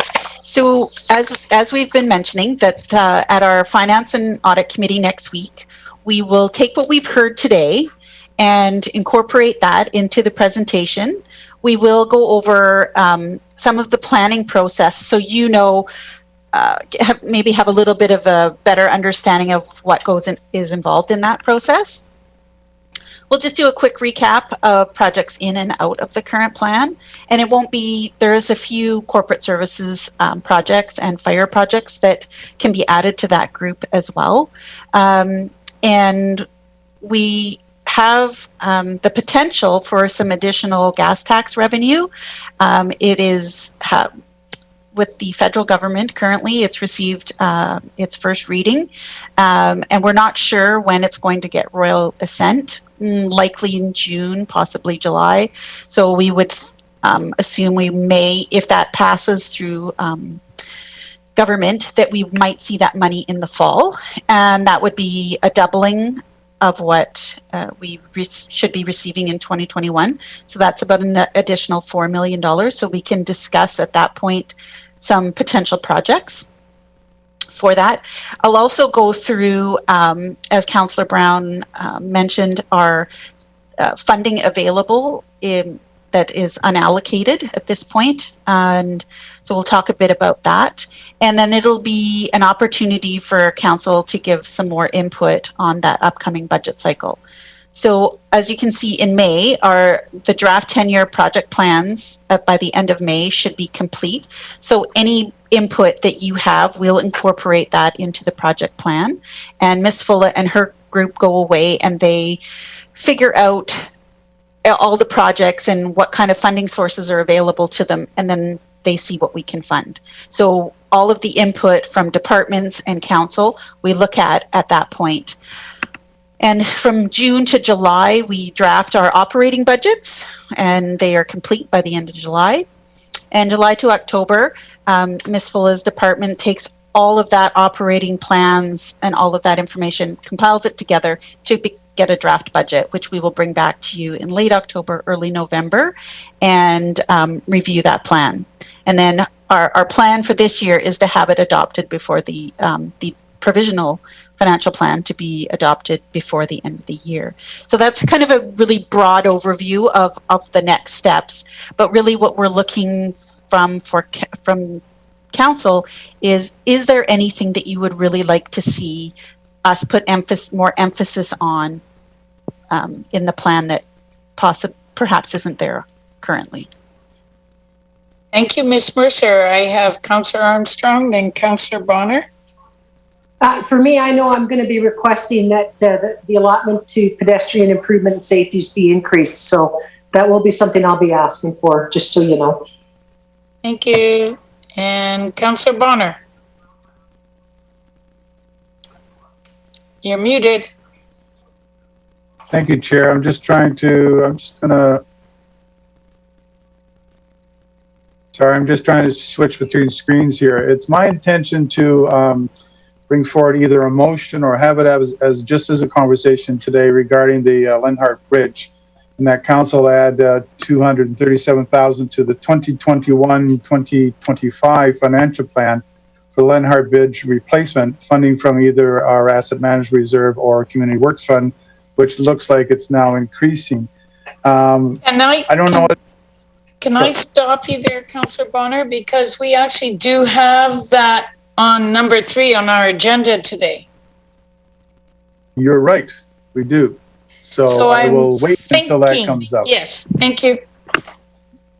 So while I have the floor, if I may also, the reason I brought up the Midtown Gateway proposal is I know I've seen all the opportunities that it could exist from staff.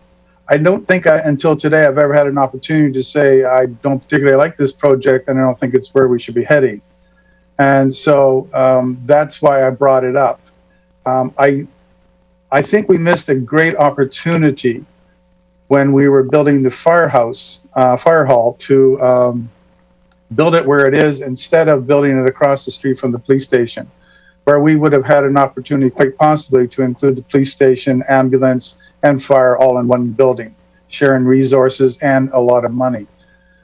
So in addition to that, in talking with the folks down at the police station, their build that they require is substantial. And so it may not have worked on Prideaux Street, but their build, what they're asking for is fairly substantial into the acres and acres of size of space they need. And to me, the only place to put that is in the Midtown corridor area between Bowen and Northfield there.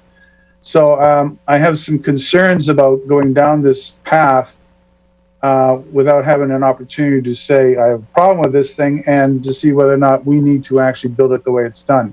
I just don't agree that the need for a corridor at this part of the city is necessary when we have the ability to upgrade Third and have already upgraded the most star entrances. So that's my little blurb for this morning. I'll wait for the Lenhart stuff. Thank you. Okay, thank you, Councillor Bonner. Councillor Brown. Thanks, Your Worship, or thank you, Madam Chair. On autopilot there. With respect to Councillor Armstrong's, talking about pedestrian unallocated, 100% agree, and that priority of mine would be to see that raised to at least $1 million and keep it at that established amount. I think the proof in the pudding for me was to really see how much further that money went this year, and all positive feedback. So that's great. And I would say I totally agree with Councillor Bonner as well on the Midtown Gateway project. I don't think the building more road is a modern path, and from talking just with some friends in the development world, they don't see why that road is also required to add any development. It could be serviced just from the existing roadways. So I'm not supportive of that project as is, and I think there's probably some better uses, but that's just my opinion on that one. Do I have any further speakers on this topic? Madam Chair? Yes. Just on that, is that, if I may, so part of the conversation has been very helpful here. Well, all of it's helpful, but for example, the comment about connectivity and looking for those opportunities. The second is the idea, and one of those slides talked about increasing the amount of unallocated pedestrian funding to X, and then you could go through a list of projects once we've done that. So the first stage is, do you want to see more money in that account? Second part of that, and engineering could talk at some point about this, is capacity and the ability to do all those types of things within that group. The subject of the Midtown is a much bigger, financially significant conversation. And I'm wondering out loud to council, is this something that you want to have us unpack for you again and revisit? That's a serious conversation because there's a significant amount of sunk cost already invested in that project, as you know. So if you wish us to come back with that for a conversation piece that, for example, the finance and audit or somewhere along the line, we need to know that, that would be a significant shift. And that was based on a strategic initiative some years ago. It's been in the queue for some time. So if there's some direction on that issue, it would be helpful. And we also heard a couple of other projects in this conversation. So again, we're trying to figure out how to handle what your expectations are for moving forward. This was just fertilizing the ground for conversation and getting you reacquainted with all the things that are underway and out there. And then again, in summarizing this, there was also the piece around the Parks, Rec, and Culture. So we can't forget that part, and any further input that you might want to provide on that. So that would be my ask. Is there anything strategically that you want us to look at? You talked about connections, pedestrian, unallocated pedestrians. You've talked a little bit about Wakesaya and the Midtown. Is there anything else that you would like to revisit next week? Okay, thank you. And first of all, I have first-time speakers, Councillor Gessenbrock, then Councillor Hemmons, and then we'll go to Councillor Bonner. And I'll just put in my 2 cents of yes to the pedestrian increase. That's what I would like to see. Councillor Gessenbrock. Thank you, Chair. I think I'm definitely supportive of the increased support to the pedestrian infrastructure. In terms of how we are prioritizing, our projects. I think that piece on connectivity is very important, and I think that sort of the general approach of having sort of clearly identified goals and of what we're trying to achieve in our with our capital investments is important, and I think it's really in line with our conversations around sort of the targets and the donut economy model, and the work that we're doing in our official community plan. And I think, one realm, I think that, and maybe apparent with the need for the update of the Parks and Recreation strategic plan is sort of in that realm. There is a lot of diversity of different projects, and I think some clarity, and discussion of what's the overall direction that we're trying to achieve, and prioritizing different projects amongst themselves. And then I think also too, just looking at the large scale investment, in each of these major realms of capital investment, be it, in the engineering side and public works, and also on the recreation side, what's sort of the relative comparison towards those two large arms, and making sure that we're putting our money where the most important next steps are to achieve our goals. But first is refining what are our goals. Thank you. Thank you, Councillor Gespot. Councillor Himmons. Thank you, Madam Chair. Yeah, I agree with that. I like the idea of having an agreed upon, what are we trying to achieve? Is it connectivity? And if so, then these are the projects we want to focus in. I like that idea of having a common value that we're trying to get to. But my original point was I'm fully in support of increasing the pedestrian unallocated budget, but I would really, I imagine that staff would also come forward with information on staffing because I think, we can increase that budget forever, but if we don't have the people to do the work, then we're just going to be frustrated. So just a plug for that, to ensure that we're not just looking at us saying we want, $1 million more worth of sidewalks a year, but that we actually have the staff to pull it off. Thank you. Thank you, Councillor Himmons. I now, just so you all know, I have Councillor Bonner, then Krog, then Armstrong. Thank you, Chair. And going back to the Midtown Gateway, I'm not suggesting that we can the whole thing. What I'd like to do is I'd like to see some options. The only one that's really in front of council, and has been in front of council for a while now, is a pretty skookum gateway. I think it's important to realize, and if I remember correctly, the province upgraded the highways and made 2-lane intersections into Mostar and 3rd, and didn't do one into Northfield. So I'm query about, can we redesign the Northfield Bowen intersection and that entire area without spending as much money as we plan on, and putting roundabouts and everything else in that section? So I just like to see some options for that particular project, and so that a little bit more in keeping, I think, with some of the criteria that council has talked about today. Thank you. Thank you. Mayor Krog. Thank you very much.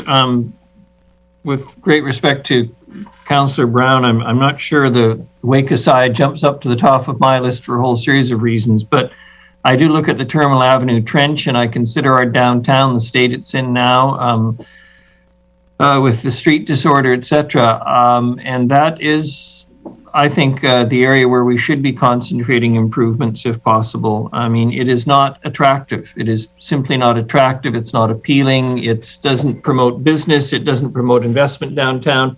You have an opportunity there with the existing white sails and other area provide a nice little to encourage development around brewing and distilleries, et cetera, et cetera. I think there's lots of opportunities if it didn't look like what it is, which is just a dusty traffic speedway through the downtown area. No trees, it just is not appealing. So that's where my emphasis would go. I'd rather see the money poured into something that is actually significant than necessarily spread all over the place. But I must say, as a general concept, the value around connectivity, I think, is really important. People look for that kind of logical development. So those are my comments. Thank you.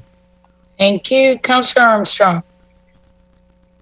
Following up on what Councillor Hammond said, I'm just wondering, and this would be directed towards Mr. Sims.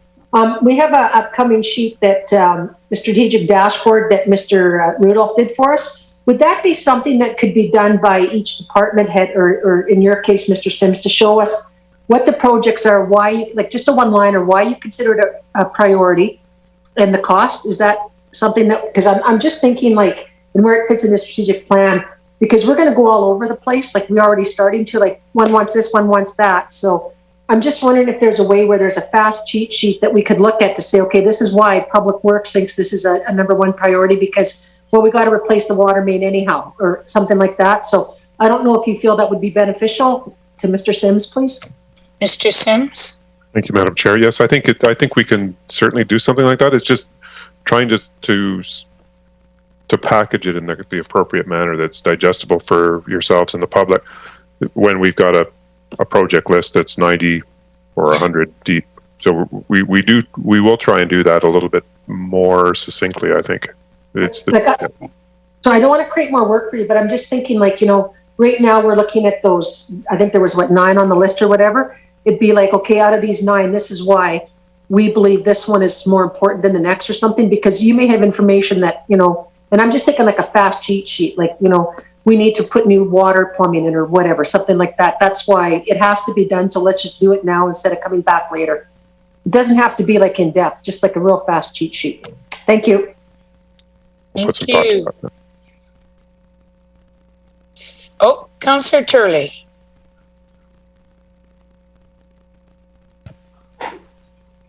Thank you, Chair. So I have to take issue with something Mayor Krogh said. Well, a couple things.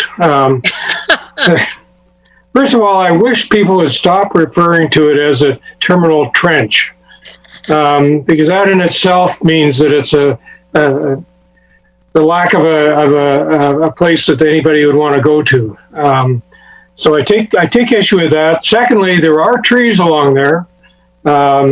And third thing is that my understanding is all part of the Trans-Canada Highway. And correct me if I'm wrong on that one. And my understanding is zoning along that stretch is for auto related. So, you know, that I think is something that if you want to make a lot of changes there, zoning is going to have to be one of the challenges you're going to have to deal with. On another slight change in topics, I'm having a bit of trouble with council after a project is partway through, that wanting to make changes to it. It's just like there's an expense to do that, and I have an issue with it. I know I'm in the minority on that, but I'm going to voice my opinion on it. So that'll do, and I expect Mayor Krogh will agree that yes, there are actually trees along there. Thank you. Thank you, Councillor Turley. And I'm not necessarily sure that other councillors don't agree with you there. Any other speakers? Councillor Thorpe. Yes, thank you very much, Chair, and my apologies for joining the conversation late. Just a couple of my thoughts from what I've picked up on from other people. And sorry, Councillor Turley, I was going to refer to it as the Terminal Trench, but I agree it's not the most appealing name. Maybe we can think of something else. But I did agree with the mayor's intent of saying that it is important and it should be a priority, and I think it could stand some sprucing up. Although there's some very attractive businesses along there, I must say. Personally, and again, like Councillor Turley, I recognize I'm most likely well in the minority on this, but when we talk about connectivity, I always in the back of my mind sense that we're talking about cyclists or maybe pedestrians. And I think we've made a lot of progress on bike paths and connectivity in that regard. And I recognize that we can't do everything all at once. And I don't oppose further improvements. I do fully support putting more money toward pedestrian improvements, whether it be sidewalks or crosswalks or whatever. I think that's something we really need to focus on. But connectivity, to me, I don't think we can forget that there are still things called automobiles out there. And there are still things that we heavily rely on that are commercial vehicles. And we in this city need to make sure that we have connectivity for those vehicles on our roads as well. So for me, the Midtown Gateway is an important project, and I do support it. Waikasaya, not so much a priority for me, but when we talk about connectivity in our city, I think we have to talk more than just pedestrians and cyclists. We have 100,000 people plus. Roughly 86% of trips made in our city are made by vehicle. We're heavily reliant on commercial vehicles, especially during this time of COVID. And we have to make sure that we have an effective transportation system that allows them to get from place to place. And I would add on to that, that when we talk about end of trip facilities, we need to take that into consideration for vehicles as well. So those are my thoughts. And again, my apologies for joining late. Thank you.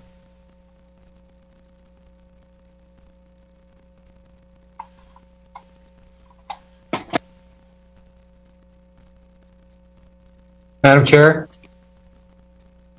You're muted. Thank you. We've spent, I was just saying, I'm feeling really bad for Mr. Harding because we've spent all this time talking on transportation, and other than saying to him, actually, we would like to do everything in Parks and Rec.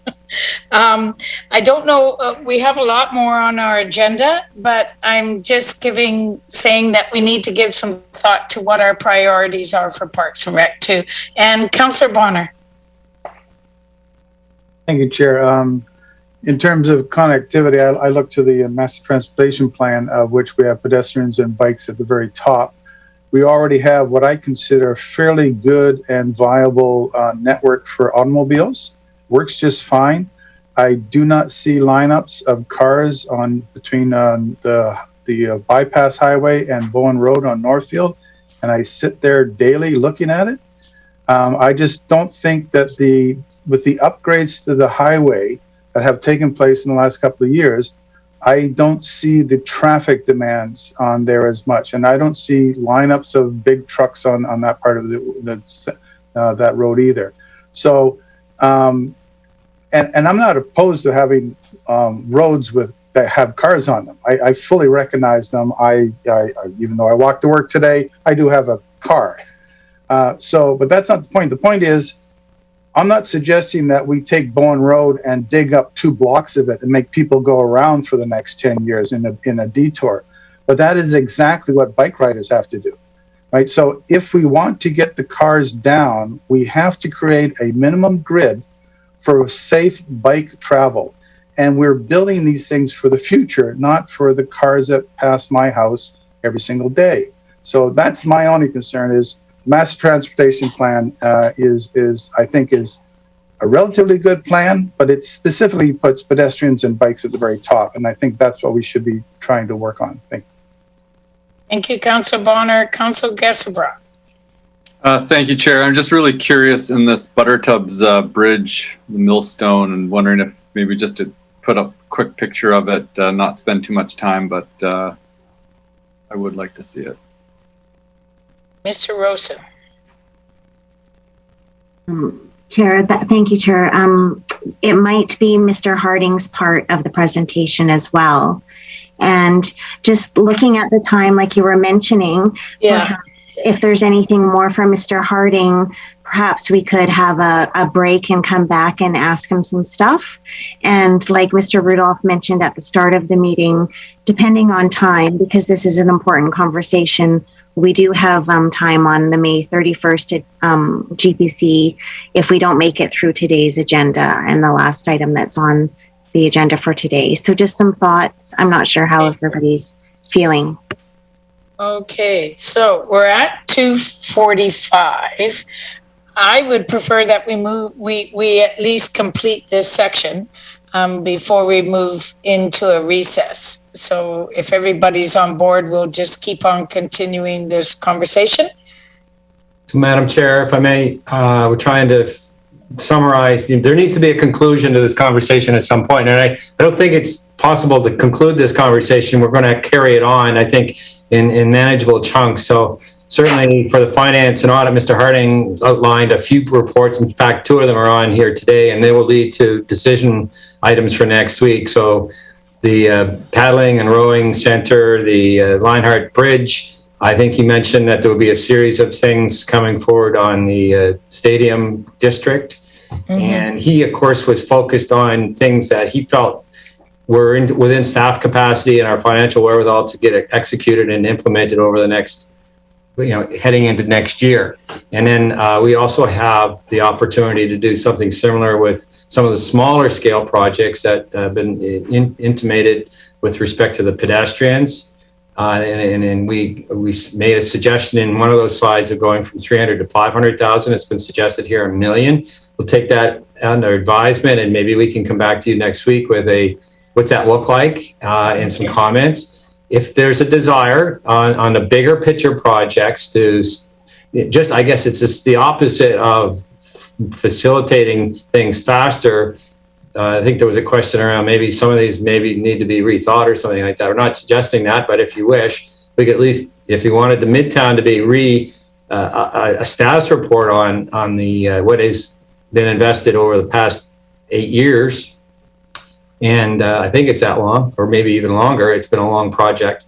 And where it's at now and how it's intended to unfold, or what commitments have been made moving it forward, we could certainly unpack that for you next week, or maybe at another GPC following that. So the goal for next week is to get to decisions that can be made. And then if there's more work that has to be done with council, that all doesn't have to get sorted out next week, but it would be nice to get as much of informing next year's budget done as possible for next week. And then we could follow up with subsequent GPCs with that type of thing for maybe areas more specific. I just wanted to also speak to the idea of strategic directions. And right now, what's directing the municipality and council and staff are the current documents pre-Reimagine. Unfortunately, we're having the mobility conversation after this conversation today, but it might help to inform it. Of course, we would like to have everything tied strategically together.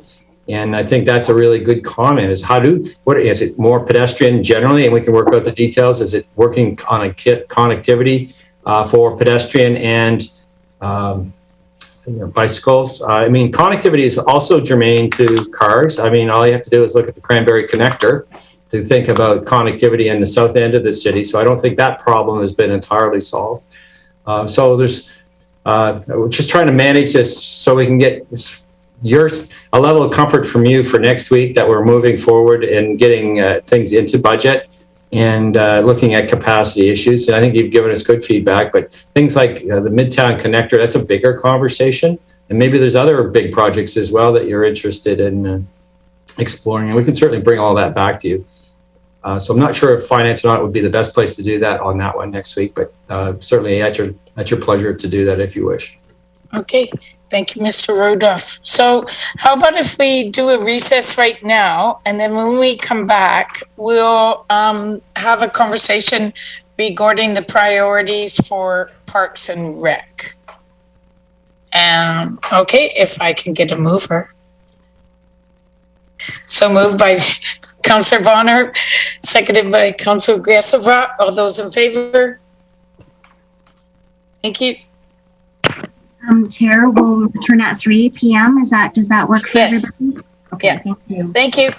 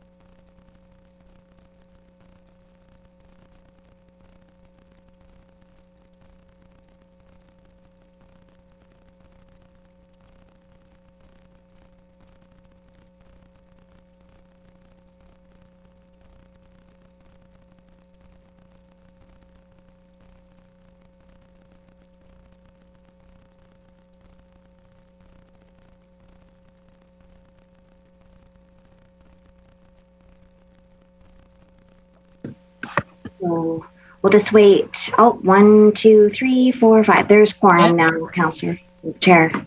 Okay, thank you. I will call the Governance and Priorities Committee meeting back to order. And we're continuing on with capital projects. And we were going to provide feedback to Mr. Harding on Parks and Rec and what our priorities might be. And Madam Chair, if I just could again, just yes, update again on that. So again, the part of the presentation was to show some shorter term projects that can go, but just so the council and those listening, again, why I mentioned the Reimagine and all those other projects are still going to be part of helping guide council and the community forward for the next number of years. So those will be some major decisions coming up on those larger types of facilities and issues, be it more cultural venues, be it more recreation venues, ice rinks, fields, all those types of things will still be part of that. okay. Did anybody wish to, before we moved on, I've got Councillor Hemmons.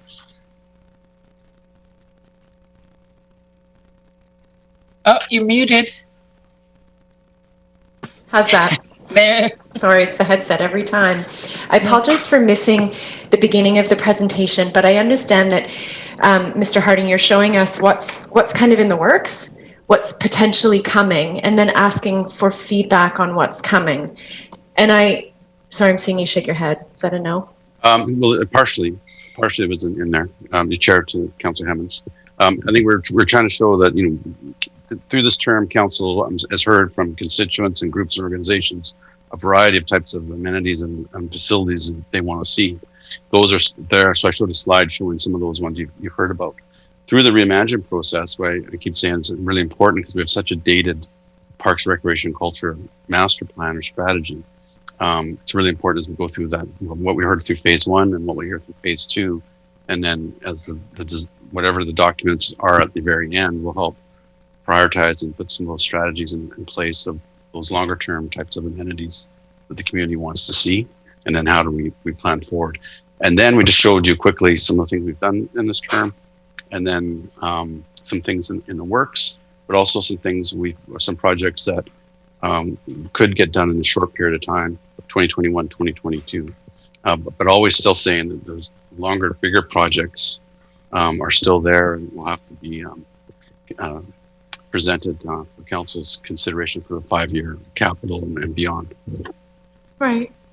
Thank you for that. And a separate question, could I just get clarification on how those bigger projects are chosen? And I'm just going to give an example. So the Loudon Boathouse compared to the Marie Davidson BMX track. We talk about one quite a bit, and we talk about having funding partners, et cetera, et cetera. But the other one, not so much. And how do we weigh those? Is it, like, I'm thinking from a pragmatic standpoint, is it numbers served? How do we as council prioritize those in a way that isn't open to lobby? If you understand my meaning? Yes, I do, very much so. And I think that's the real difference between the Parks, Recreation, Culture types of amenities and discussion than you're going to have with a roadworks. There's not too many community groups that want to come out and help Mr. Sims develop a road.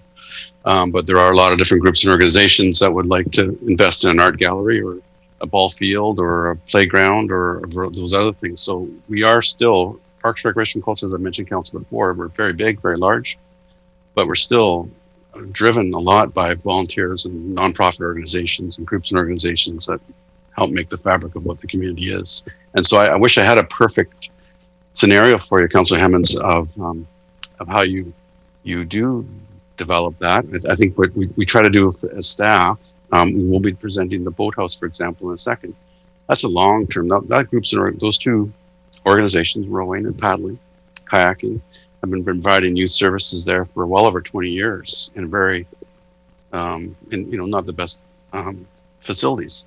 Yeah, you look behind me on my screen here, and there's some really nice facilities we've added for baseball and football and soccer and others. So it's trying to balance that out. We never quite get the perfect balance. Sometimes I do public speaking, I'll actually juggle 3 different balls and I'll say, and how do you balance these things out? It is a balancing thing. And sometimes it is going to just be, do we have opportunities? Is our group and organization kind of more ready to go forward with something versus another one's not quite ready? We have many projects that have been kind of in the works or limbo, some would say, be it VIX Center. I can go on for what ones we still have going there. I know I'm not really answering your question, but it does come at the end of the day to balance out what do you think is the best for the overall community. Thank you, Mr. Harding.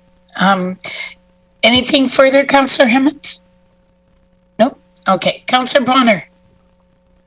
Thank you, Chair. If I may add to the conversation, I'm going to sort of look at this the same way I look at connectivity.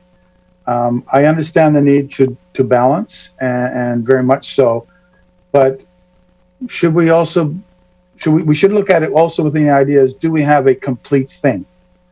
And I think the many on council have been interested in developing the sports tourism hospitality aspects of our city, so that we can be hosting large sports conventions and competitions and that sort of thing. And to me, I would like to see some emphasis put on that, so that we have a sort of a minimum grid that would allow us to host these events, and then work on some of the other things that would be nice to have. But like get up a minimum amount of infrastructure so that we are in the running for when we want to go to bids. Okay.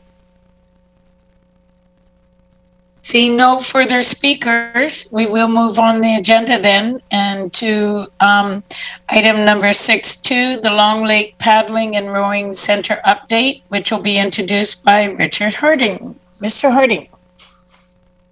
Thank you, Chair. And again, this is some of those tangible examples of us working with community groups over the years. And we're pleased to bring this forward. This is something that's been really in the works at least 15 years, if not more, trying to work towards a venue that's both upgrades the public area, which is the old washrooms and such, but also providing some permanent amenities for two longstanding youth organizations in the Loudon Park area.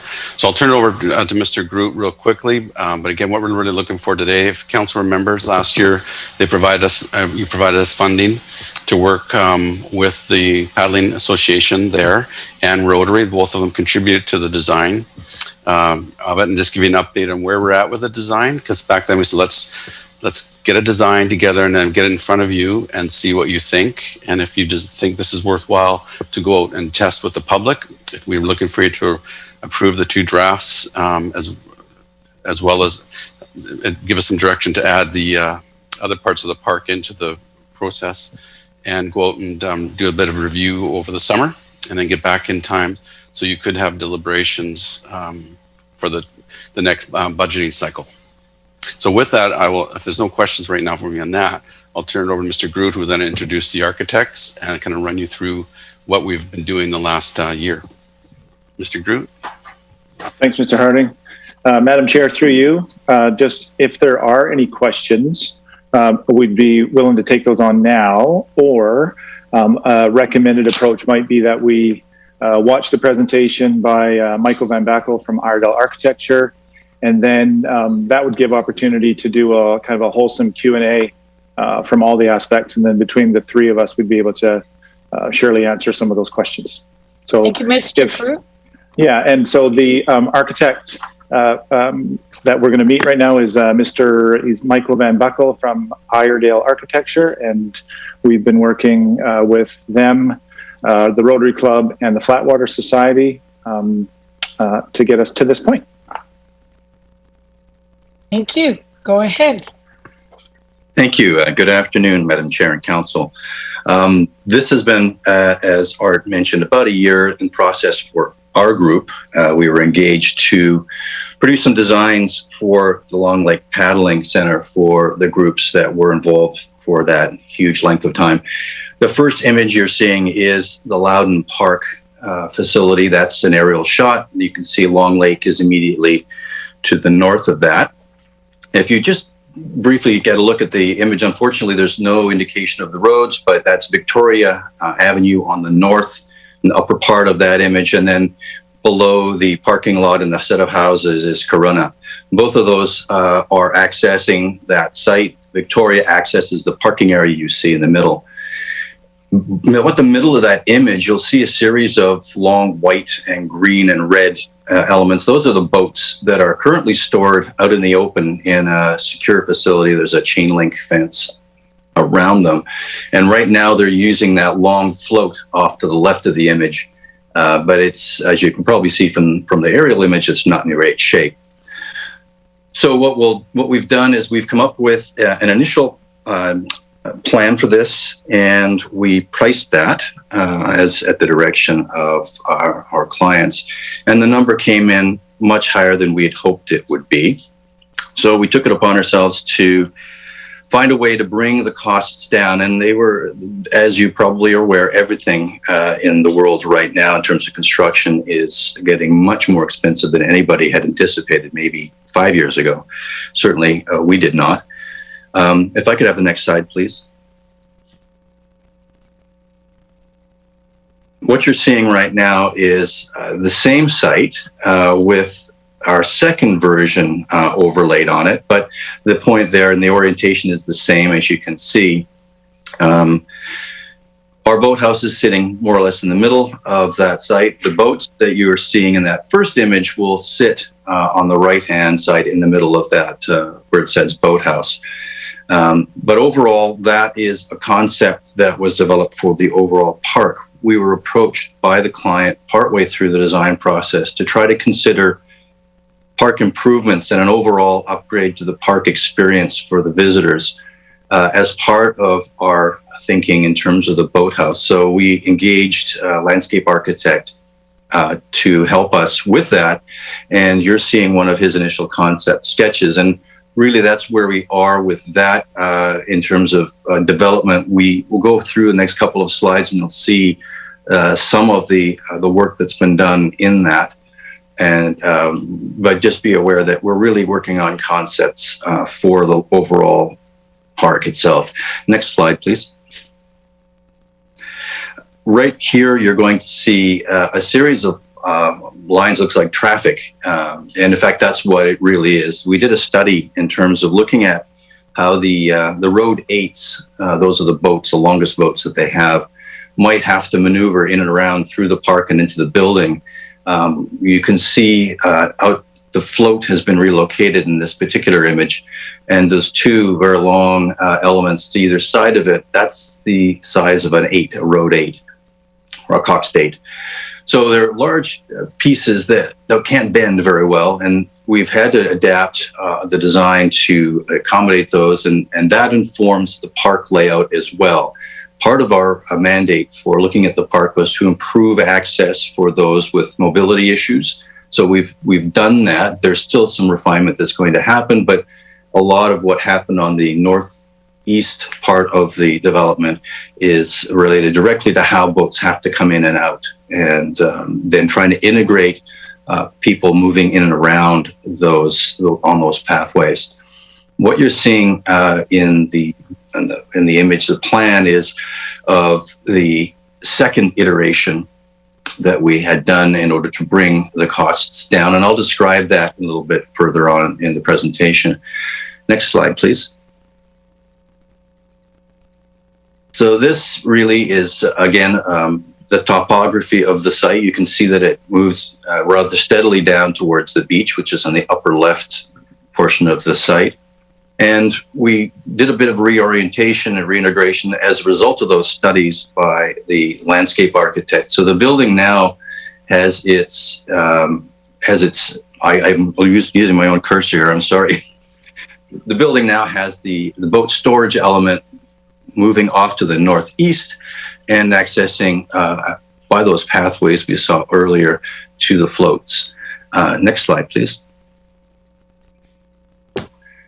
So this, again, next slide, yes, I'm sorry. That go back one if you wouldn't mind, please. Okay, this is simply the new plantings that were proposed and the development around the northeast end of the building so that we could integrate, again, the plazas where the boats are worked on and moved on down to the floats and integrate the pathways. And the entire building, as you saw from the previous slide, there is a move down that landscape towards the beach area. So we've depressed the building slightly to take advantage of that and to reduce the kinds of slopes we'd have on our pathways so that the folks with mobility issues could manage and get in and out of this building with greater ease. Next slide, please. So here we're looking at the very first design iteration that we had. And on the left is the main floor plan, and the right is the upper piece that held some of the workout areas.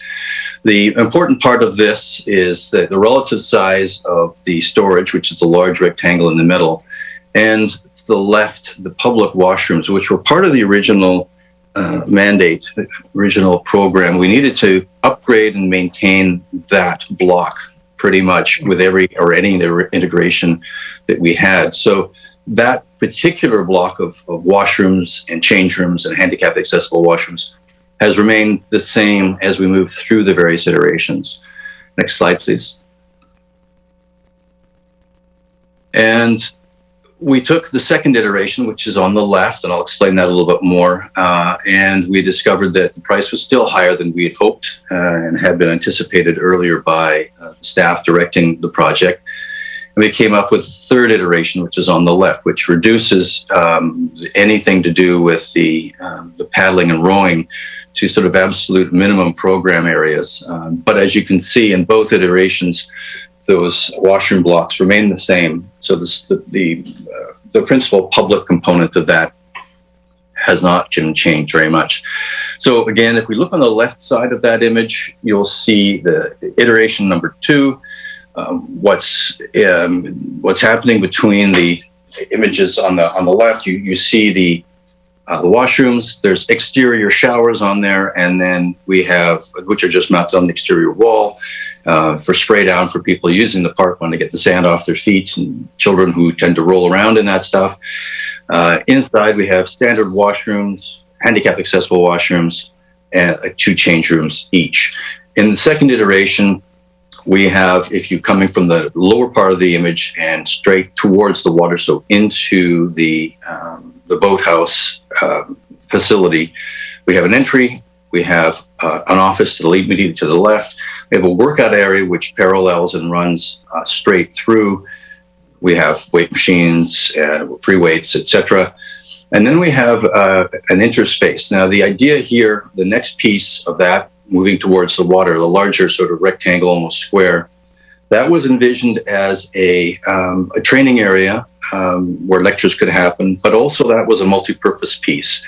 That one was intended to be set up so that we could, in fact, rent that to the public so that they could do whatever they wished to in those spaces. That space has a small kitchenette, and otherwise it has wonderful views onto the lake. And we had set that up so that we could separate that function from the direct function of the paddling society, should we need to. So there's a couple of control doors there, as you see, and a sort of a link between them, and a washroom that would service that handicap accessible washroom that would service that public amenity. Unfortunately, with the numbers coming in the way they did, we went to another iteration, which is the one on the right, which reduces everything down to a minimum. We lose the ability to rent out a space to the public because that we've now got sort of a minimum space for physical fitness facilities for the group. We've lost a series of washrooms and change rooms that were directly accessible from the group, but we still have a washroom, a handicap accessible washroom, storage, and then the workout area. That's about as tight as we could have made that. We lost a little bit of space on the right in the storage for the boats as well. And if we could have the next slide, please. Okay, so in this case, we're now looking at both the second iteration and third iteration overlaid. So the second iteration is illustrated in the red dashed outline, that's the space that we've actually lost in this iteration, including the washrooms, as you can see, the change rooms, and the most of the area that we would originally have put into the public space, public available space. Now, we've kept the roof lines the same, and in a second we'll get to that. But we haven't really taken much space out of the boat storage. There are minimum sizes because the boats are as long as they are. Next slide, please. This was the first iteration, and the principal piece of this that we have retained is that roof line. We have a very sweeping curved roof line, which we felt lended itself to the sport that we were trying to promote there, which is, of course, water. And so that waveform piece does come through, and where you see stone on the building and the timber on the second image, upper right image, that's the entrance to the washrooms. Next slide, please. So in this case, design option 2, you can see that there's been a bit of a difference. One of the ways we brought the costs down was we removed the exterior walls around that storage, boat storage area. We kept the roof form, and you see heavy timbers supporting the roof, curved timbers, blue lamb timbers supporting the curved roof. Modified the approach in the upper left. That's the approach to the building. You can see it's been depressed into the side a little bit, so we have to move down to it. We're accessing that through a set of stairs and through a long curved path that moves off to the west. In the image on the upper right, that is what would look like if we retained that public rentable space. But you can see also that the protection for the boathouse is by chain link fence, etc. Bottom left image is again on the right hand side of that image. That's the main entrance down, and then we're looking with the stone piece. That is the washrooms. Again, they haven't changed. Bottom right of that image is the view from the beach. Next image, please. So again, this is option 3. Very similar in approach. We've simply reduced program areas and shrunk things down. Of course, we couldn't shrink the storage area because, again, the boats have minimum storage requirements, and the clubs have to have space in order to get everything they own under cover and protected. We did modify the entrance, as I mentioned before. We also, if you look at the bottom left image, modified the space that was available for rent. As a result of the internal reconfiguration. That piece you're seeing that's projecting is actually the weight room and a small lecture area. And bottom right, again, that image, the roof line was kept essentially the same, so that the roof that it would have originally extended over top of the public rentable area remains the same. That is still a protected area, so the public could, if they chose, picnic on that patio space or get under cover there. The views from that area to the lake are rather spectacular. If I could, excuse me, if I could stop you there, I have a couple of questions. First, I have Mayor Krogh, and then I have Councillor Armstrong. Thank you. I'll wait to the end. Thank you. I'll wait to the end. Oh, okay. We're almost there. There's one slide left. Oh, okay. Okay, we'll Next wait slide, till please. the end then. Thank you. Next slide, please. Thank you. So this sort of concludes the presentation. I was told simply to keep this to a bare minimum. We can certainly get into questions now if that's what you like. The imagery you're seeing around that plan is the kind of vegetation that the landscape architect would be prepared to inject into the site. And we can get more into that as the design develops a little bit more. But we're looking at sedges, we're looking at grasses, and some native species of foliage and trees that you can see surrounding that image. So that pretty much brings us to the end, and anybody has any questions, I'd be happy to entertain those. Thank you very much for the presentation. So first I have Mayor Krogh, and then I have Councillor Armstrong. Thank you very much. And just to confirm, we're losing space, and we're losing, with great respect, appearance in options 2 and 3 from option 1. Is that a fair comment? Certainly that's true. In option 1, we did have an opportunity to really bear down on the program, and for us, version number 2 is in many ways an improvement, and I'll explain that. As you probably are aware, when you get into a design and you start thinking about how this thing will actually appear from the road and how the public will experience it. If we can go, I don't know if we're permitted to go back any slides, but I'd like to go back to, let me see. So where image number 2, so I'm not sure which image number this is but if we go to design option 2, is that possible? Yep. Okay. There we go. So as I said, one of the ways we brought the costs down was we removed that exterior wall from that boat storage area. We reoriented the internal configuration, of course, as well, but we consolidated that to the west side and allowed the east side to free up. We removed the insulation from the roof over that because, of course, it's unnecessary. But one of the consequences of doing that we're quite excited about is it actually opens that whole boat storage facility up. So you can look right through that boat storage facility, through the boats, seeing the heavy timber as it's presented there, and looking right through all of that to the lake. When we modeled this on the computers, it was really quite striking how that actually presented itself. It really energized that entire piece, and it removed or reduced the overall impression of the building mass.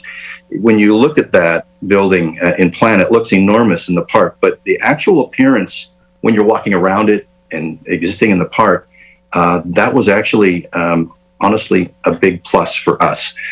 When we went to version 3, again, as Mayor Krogh mentioned, we do lose program as well as space. Not as much space as I said before in the storage facility, because that's primary for the club users, but in terms of what the club is able to access and utilize, that's just a simple fact. We had to find some savings somewhere. So what's possible in version 3 that wasn't brought out in the presentation is we can still enclose that to the original footprint, but the functionality as a rentable space is something that we can use for the rest of the groups is reduced, because we will not have a dedicated washroom for that space. Thank you.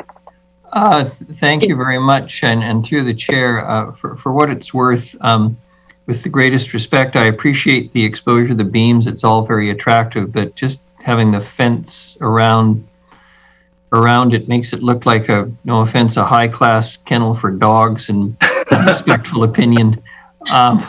And my personal view is this is a stunning looking building to start with. It's a fabulous, irreplaceable location in this city.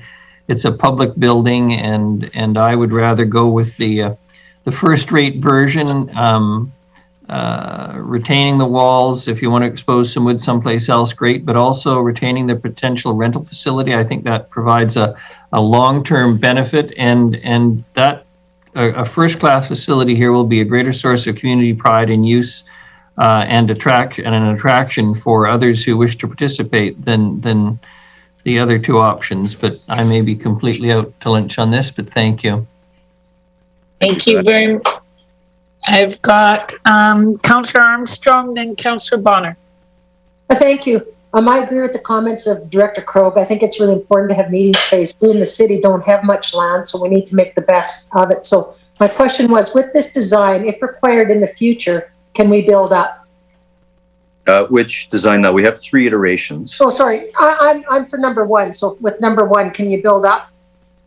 Yes. One thing that I would like to talk about, though, is the orientation of the very first design was revised and improved in the second version, because we did the movement studies with the landscape architect, and so the entire building had been revised to open the boats out towards the east, which is really the best way to manage that. So we can still modify everything we needed to.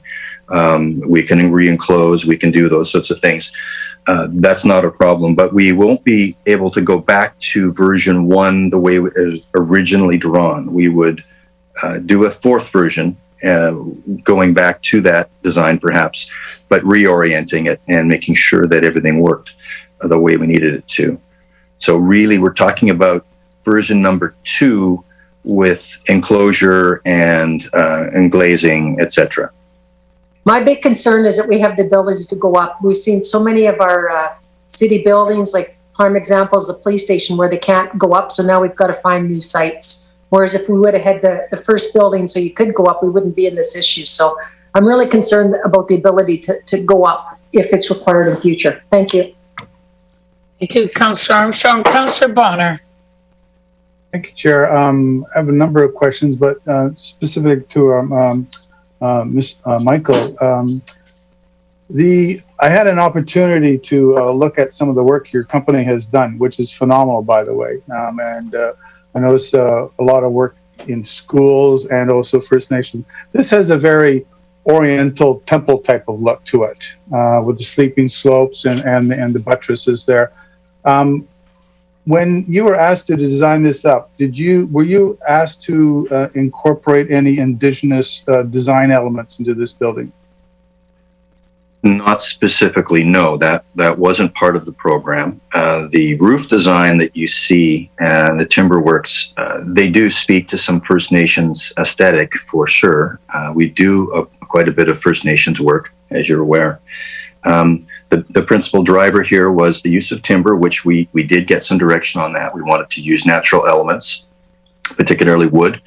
But the roof form was more speaking to the activity that this is housing, which is everything on the water. So that is actually simply an expression of the waveform, and then some limitations in terms of what we can actually do with curved timbers.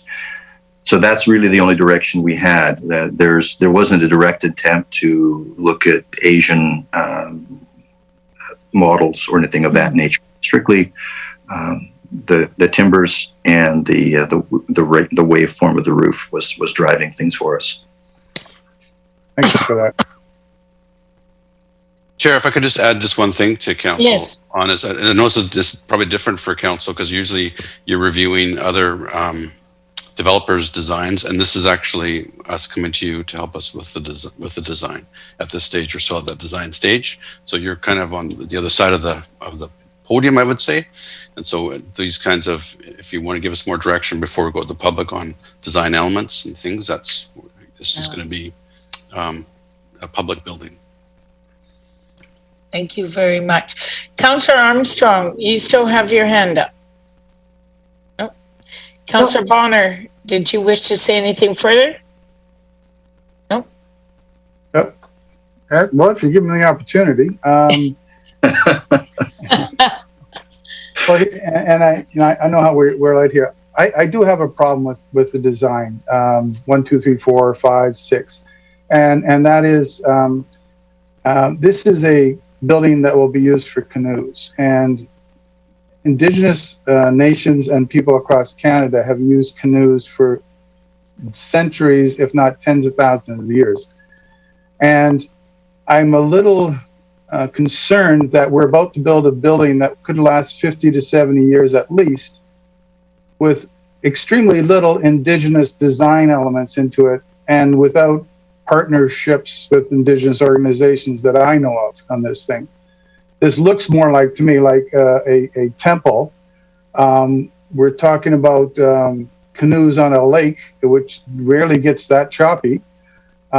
So there's my concern, is that I don't think we should be building buildings, specifically ones that are being built to house canoes, without a very significant Indigenous design in them. So I'm going to leave it at that. I just want to get on tangent here, but I'm not in favor of the design at all. I appreciate some of the work that Michael's company has built, phenomenal buildings. I just think this one is not hitting the mark, and I can get into it a little bit later on some other things. Thank you. We have no motion on the floor. And with those comments, Councillor Bonner, which I think I personally believe there are some valid points to it, but I don't know. We're at the beginning of having these concepts. I'm going to take this back to Mr. Harding to say, what direction would you suggest if we don't have a motion on the floor right now? Thank you, Chair. So you may want to receive the delegation at some point if you want as the designer and have staff, but the architects are here to answer these kinds of questions, which I think are really crucial. And again, we don't do this very often where we bring buildings for you to design, but that's the process we set up last year. Gave us the design dollars. We work with the groups. We are definitely trying to be as functional as we can with this for the rowing club, the canoe and kayak. And then also upgrade some amenities that are very aged there. And that's particularly the public washrooms that are, they're a centennial project from when it was the Wellington district, Wellington Improvement District. That's what that building is, the existing one's there. So that's how long we haven't done updates to any kind of infrastructure. So I think if council wants to continue to ask questions and discussion and then modify the recommendations ever council see fit, we deal with that. So, Chair, if we're done with the architect, we can thank him, and then if somebody wanted to discuss the motion or put the motion on the floor, I believe right now it is to look at those concepts and give staff a path forward for a final design. So, yes, you could look at adjusting those motions after we're done with questions for the architect. Thank you very much. So at this time, I will ask if there's any further questions for Mr. Van Bako. I hope I said that right. Right. I've got Councillor Armstrong and then Councillor Thorpe. Oh, not Councillor Armstrong, Councillor Thorpe. Not for the delegation. Thank you, Chair. Okay, Councillor Brown. Yeah, thank you. This may be for the architect, obviously, as they go through the design process and respond to clients' needs, but it also may be for the staff. Who determined that the facility was too expensive at that amount? I'm just wondering what the cost driver was and what were the elements in the building has to be X amount of dollars, because I know at one point there was the conversation around submitting for a grant, but other than that, I've never, I'm not aware of any actual. I'll answer that. Budget conversations. Yes, Mr. Harding. Yeah, that would be me. Because one of the things is we did come to council, if you remember, for a grant. We were going for a grant. And so we thought we had a really good opportunity to get that grant, but with that grant, we put in a specific cost that we thought we could keep it to at the time. We thought that before COVID, so we tried to keep that. So as we're going through the design, we still hadn't heard about the grant, and what we didn't want to do is come, if we get the award of the grant, and then came to you with a building that was twice as expensive than what we mentioned to you. So we tried to keep it within the envelope of what we talked to council about the funding. That being said, if council wants to open it up to different aspects of funding, but it was our goal to keep it within that funding envelope. Okay, thank you very much. Mr. Harding. Councillor Brown, did you have anything further? No? I see nobody else that has any questions for Mr. Van Bako. So I will thank you very much for the presentation and all the information, and stay tuned. Okay, well, thank you. So would you like me to just leave the meeting now? Or you can stay and watch. It's an open meeting if you like. No, I thank you so much. If there's no need of my presence, I'll well, perhaps you could stay on just in case. But yes, thank you for now. And you can turn your video off and mute yourself. And if there's any questions, it would be great if you could stick around until this matter is done. Okay, that's not a problem. I'll be listening. Thank you. Thank you. Okay, Councillor Thorpe and then Councillor Armstrong. Thank you, Chair. Through you, possibly to Mr. Harding, I would just like some clarification on the recommendation, because, and maybe I'm missing something here, it reads that we received the two concepts for public review and comment and so on. But we've been talking about three design options, or at least three design options have been referred to. So, Mr. Harding, could you just clear up that confusion for me? Right, and my apologies. We should have updated that because we wanted to kind of show you the process that we went through. So option 1 with the orientation is off the table. So it's really 2 and 3 that we're talking about. But we wanted to show you that we actually went through quite a process over the last year. Thank you very much. If you think it's appropriate, Madam Chair, I'll move the staff recommendation. Thank you. Seconded by Councillor Armstrong. Did you wish to speak to it, Mr. Thorpe? Or Councillor Thorpe? That's all right. Thank you, Chair. Briefly, yes, I agree with the earlier comments of Mayor Krogh, and I would like to see this move forward and get some public comment and review on the options. I personally don't share the concerns of Councillor Bonner regarding the design. It didn't strike me as a temple, and I sort of picked up on the wave motif there next to the water, which I quite like, although I take Councillor Armstrong's point about being able to build upwards. But I'm happy with this recommendation and see where it goes from here. Thank you. Thank you. Councillor Armstrong, did you wish to speak? Yeah, I'm in favor of this. I hear what Councillor Bonner said, but I have seen some on First Nations lands, and I'm thinking more in line of Squamish, but had a very similar design. So I'm not as concerned about that. I think there's ways that we can integrate Indigenous peoples more into whether it be art surrounding or whatever. So I'm not super concerned about that. Thank you. I don't see any.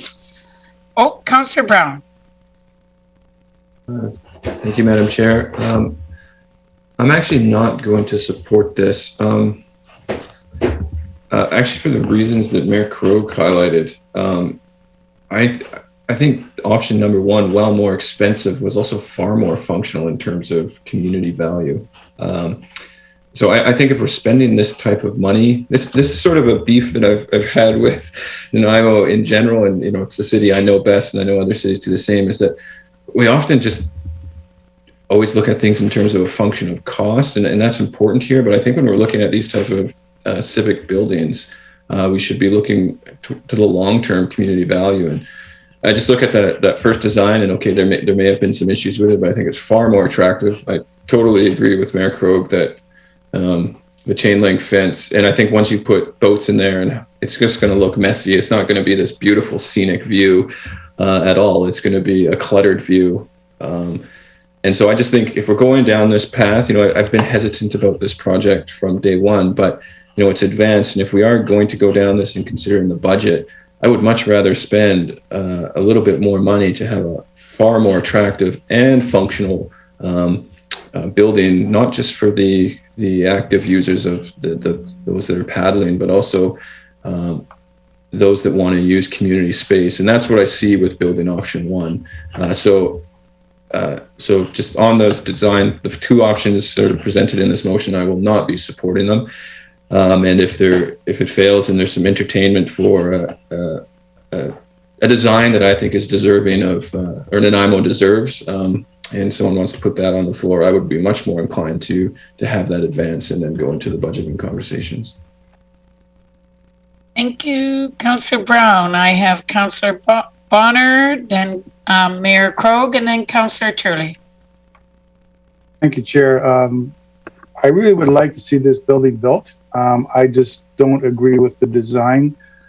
Not only that, and further to Councillor Brown's comments, I would like to see a commercial kitchen in it. And I would like to see meeting rooms. We shouldn't, and we just came through this big pandemic. Food security is in our strategic plan. I don't think we should be building buildings and spending this much money unless it can also be used as emergency in our emergency planning. So I would certainly like to see those things in this building.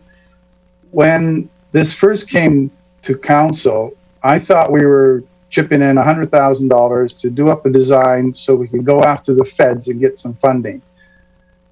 When that did happen and that came before council, I specifically said this grant isn't going to get funded, and it didn't. And I said at that time and before that time that if we partner with Indigenous organizations and nations in our area and come up with a very lovely building and and the partnerships, the amount of funding that is available to us goes through the roof. You can literally get 90% funding from the feds, and you can also get funding through the province. And they don't mind if you stack it. So we could literally get 100% funding for this building if we were participating in those partnerships, which I don't see anywhere. And so it's for those reasons that I'm not going to support it going forward. I quite like the work of the landscaper and the work that they've done. They also did up the gas station just down the road there at Sunawis, and I recognize some of the timber work there in this design. I just think we could make this so much better. And it's, of all the things that we should be partnering with Indigenous people, it would be building a building to house canoes. I'm just flabbergasted we're not going down that road, because I can tell you right now, if we want to talk about reconciliation, this building isn't doing it for me. So thanks very much. Thank you, Councillor Bonner. I now have Mayor Krog, and then I have Councillor Turley, Councillor Gesselbrock, and as first-time speakers, and then back to you, Councillor Thorpe. Thank you very much, Chair. The old saying about too many cooks spoil the broth seems to apply here. I'm with Councillor Bonner, Councillor Brown on this. I would rather see a design that comes back that is closer to the first, takes into account the required changes in terms of access to the water, etc. I appreciate Councillor Bonner's comments around this, but frankly,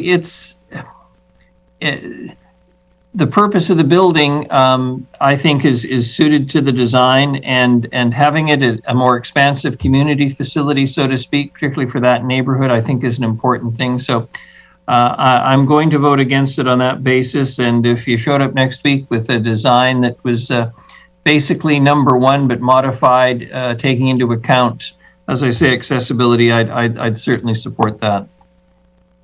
Thank you. Councillor Turley. Thank you, Chair. I just want to confirm that something that Councillor Brown said, that the option 2 did not have any public use facility. And it says right in here, design option 2 still incorporated a multi-purpose indoor space that could potentially be booked and used for other community functions with separate access from the Flatwater Society's area of occupancy. So that tells me that there is going to be a space that can be rented out. And perhaps Mr. Harding can correct me if I'm wrong. Thank you. Mr. Harding? Actually, Mr. Groot's been working with this one closer than I have, so if I do, I might miss one part of the iteration. So Mr. Groot will just confirm what we mainly did on the difference between 1 and 2, although there's the options for the walls on and not. It's really orientating it so that the longboats can come out the side, right, for orientation where the current washroom building is now, and that way it wouldn't interact or impact the beach users. But Mr. Groot, if you could just confirm the difference between 1 and 2. Yeah, that's correct. So the entire, through the chair, the entire concept with changing the access to the storage area was to primarily avoid that user conflict on that prime part of the beach. Thank you. And sorry, if I could just clarify. Yes. So basically the difference between 1 and 2, other than the orientation, is just the lack of insulated walls and insulating the roof where the boats are going to be stored. Other than that, the facility is the same, other than the orientation? Yeah, through the chair, it's the same, although if you do look between 1 and 2, we do provide in option number 2, we do provide amenities for the Flatwater Society, so the various clubs that use the location now. So there still is change room, there still is washroom, there still is an enhanced or larger area for the fitness. And so the prime difference with 1 and 2 would be that orientation. And then, like you said, the lack of solid walls and roof insulation and glazing and what have you. So, yeah, correct. Thank you. thank you. I have Councillor Gesselbrock as first-time speaker. Thank you, Chair. Just hearing the conversation, I think that there's multiple design criteria for the public objectives and goals of what we're trying to achieve with this recreational facility that aren't entirely clear. Like, the initial push for this was for a boathouse to serve the paddling community, and then we're looking at potentially having additional community space, which I think is important. I'm hearing, directive around reconciliation and then also food security, and I think that it's just not entirely clear what we want, and trying to fit a project in something that is not a fully formalized vision. For me, this isn't a priority project at this stage. I think when I'm looking back at the initial discussion was to have a functional design done so that we can have something to go out for grants. I believe that's what we're working under. I don't know if we've come to what we want at this stage, and I think probably more discussion around that is needed. So I'm not sure. I don't think I'll be supporting the current recommendations as is, and would consider hammering down a little bit more clearly what our objectives are and what's the our ideal want for the space and going after that. Thank you.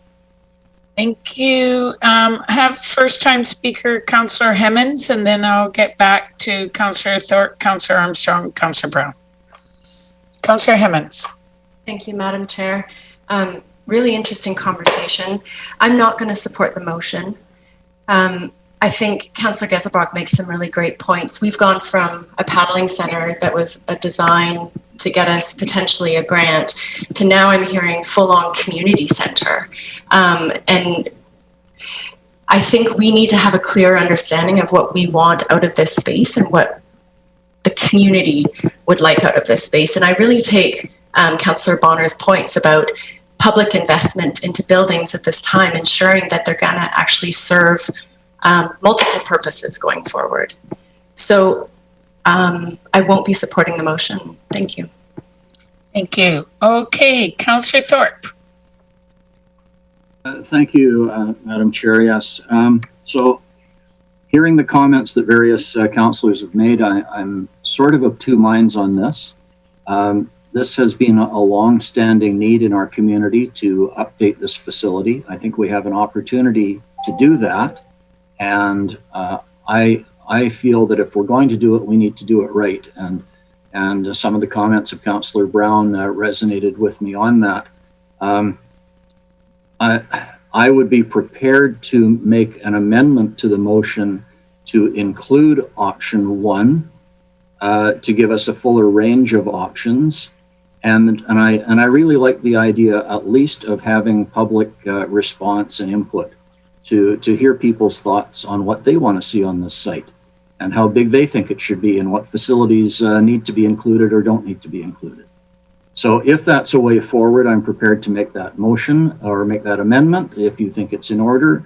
If it's not the will of council to support that, then we'll just proceed with the motion on the recommendation as it stands. Thanks. I will look for Ms. Gurry for guidance. Is that a friendly amendment if we said all 3 options? How about Councillor Thorpe? You were the mover of the original motion, were you not? Mm-hmm. Yes, I was. Yes. So I'm not normally a fan of friendly amendments. However, to do it the cleanest, possibly you could withdraw your original motion and have agreement from the seconder and make the new motion. That would probably be the cleanest way to do that.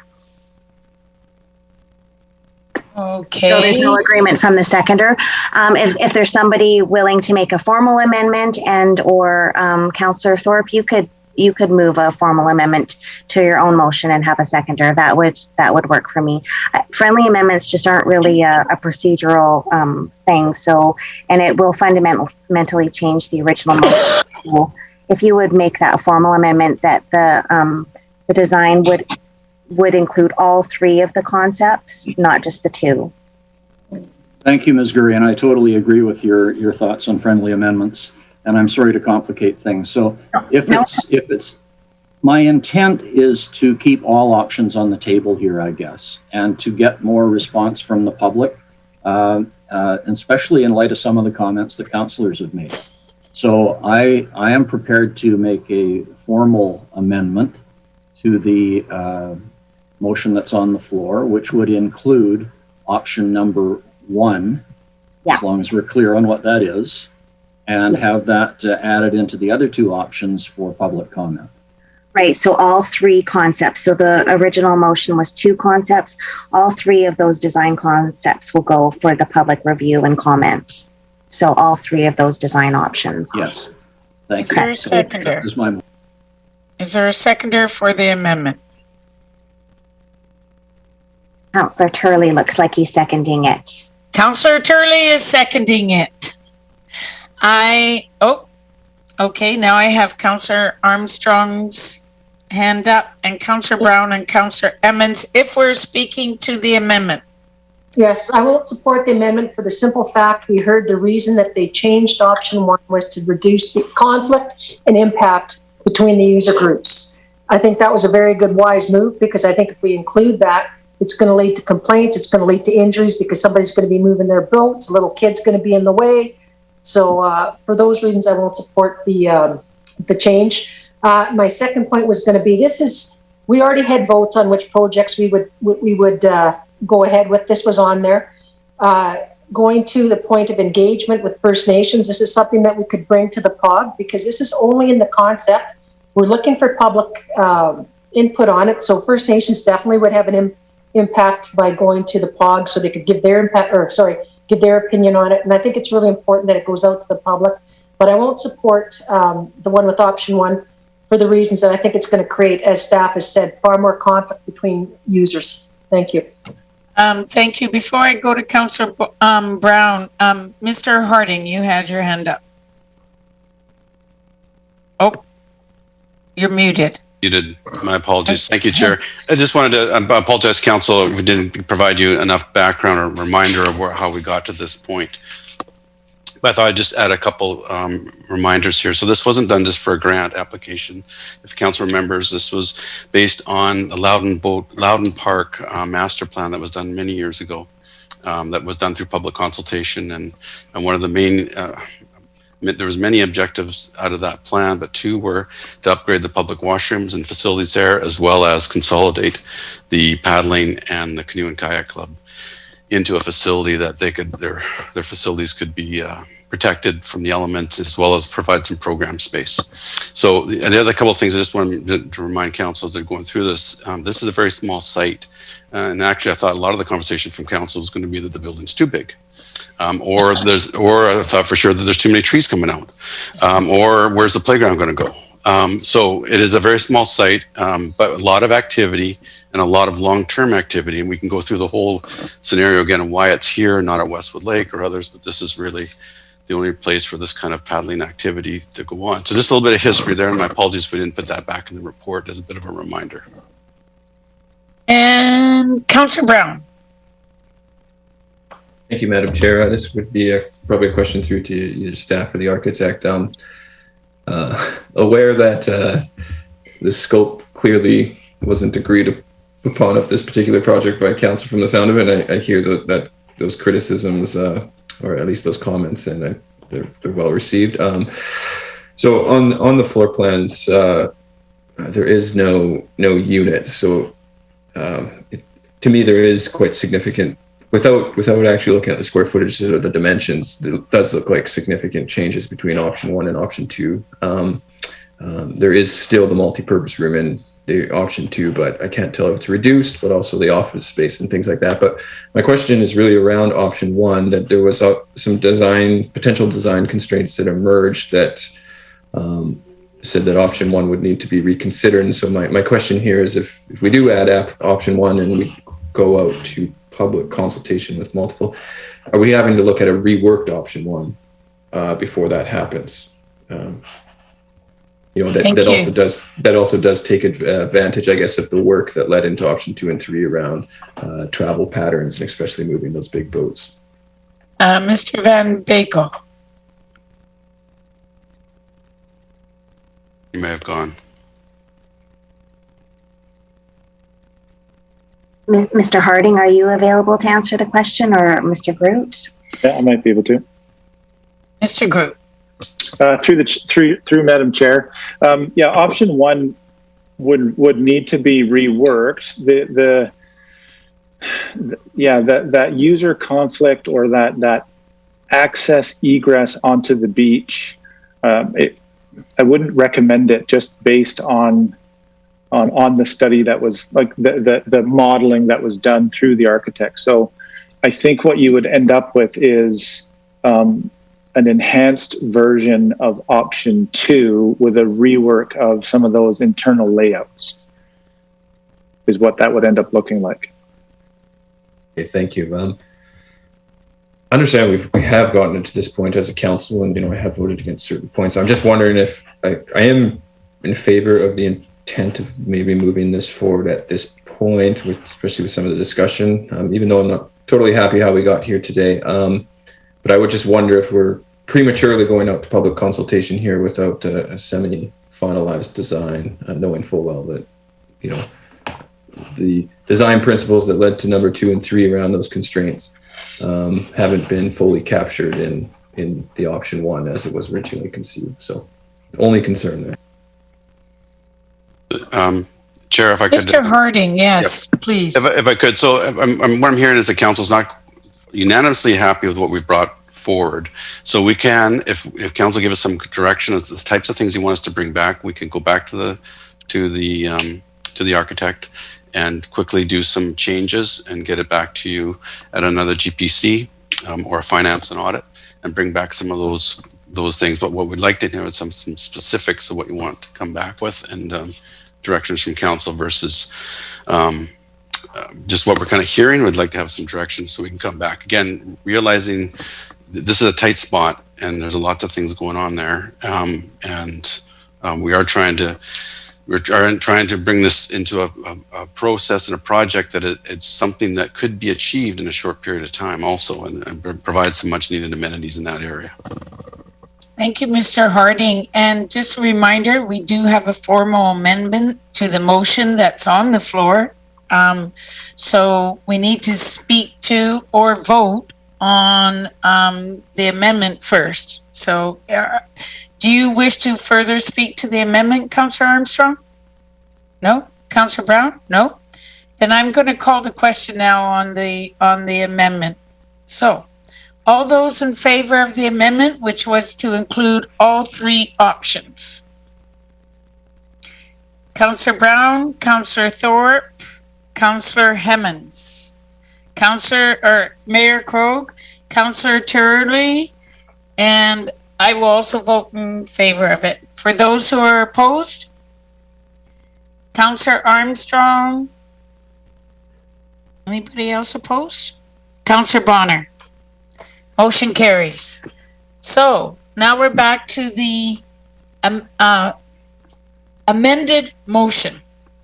So, yes, thank you, Chair. The main motion as amended. Main motion as amended. And I've got Councillor Armstrong. Thank you. I think it's important that we put this out. This is just conceptual. We always hear from the public that they only get one design, and then they give their critique. So I would like to get, although I'm not in favor of the first, obviously, but I'll still vote for this to go forward.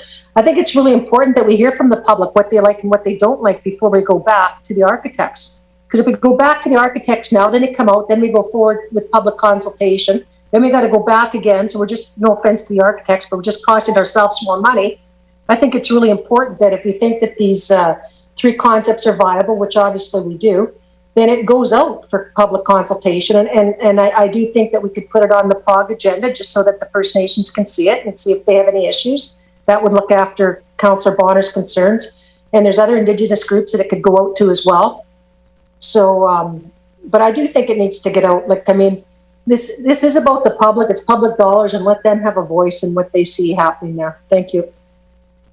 Thank you. And before I call the question, I'll just add my 2 cents with looking at all three options, I have the same concerns about the chain link and whether that's really a fit for that location and what we want, what the city deserves. But I think this is right. As Councillor Armstrong said, this is in the concept stage. Let's get it out to the public. Anybody who's listening to this meeting, they might say, no, we need to listen to Councillor Bonner and look at what we need to do more with Indigenous people. We can put it to the POG. There's lots of options for us to get feedback from the public. So I'd like to at least get started on it. Before I call the question, I see Councillor Gesselbach has his hand up. Thank you, Chair. Through you, I guess just in the public consultation part of it, a specific thing in the design is just to ask if there is a need or desire for access to more multifunctional community space. So that's, with some type of kitchen, some type of meeting space, so that it can be used for, a spectrum of different community uses. Does that area need something like that, or does the Wellington Community Hall suffice for that? But if we're building a new building, we might as well look at the spectrum of community access, and needs that we have, and put it all together if we're going to be spending the money in the first place. So, thank you. Thank you, Councillor Gesselbach. Councillor Bonner. Thank you, Chair. Thank you, Chair. Oh, you're muted.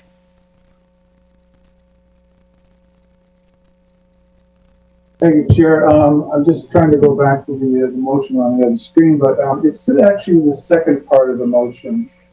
And specifically that is, return with a finalized design plan and costing for council's consideration deliberation during the 2022-26 financial plan.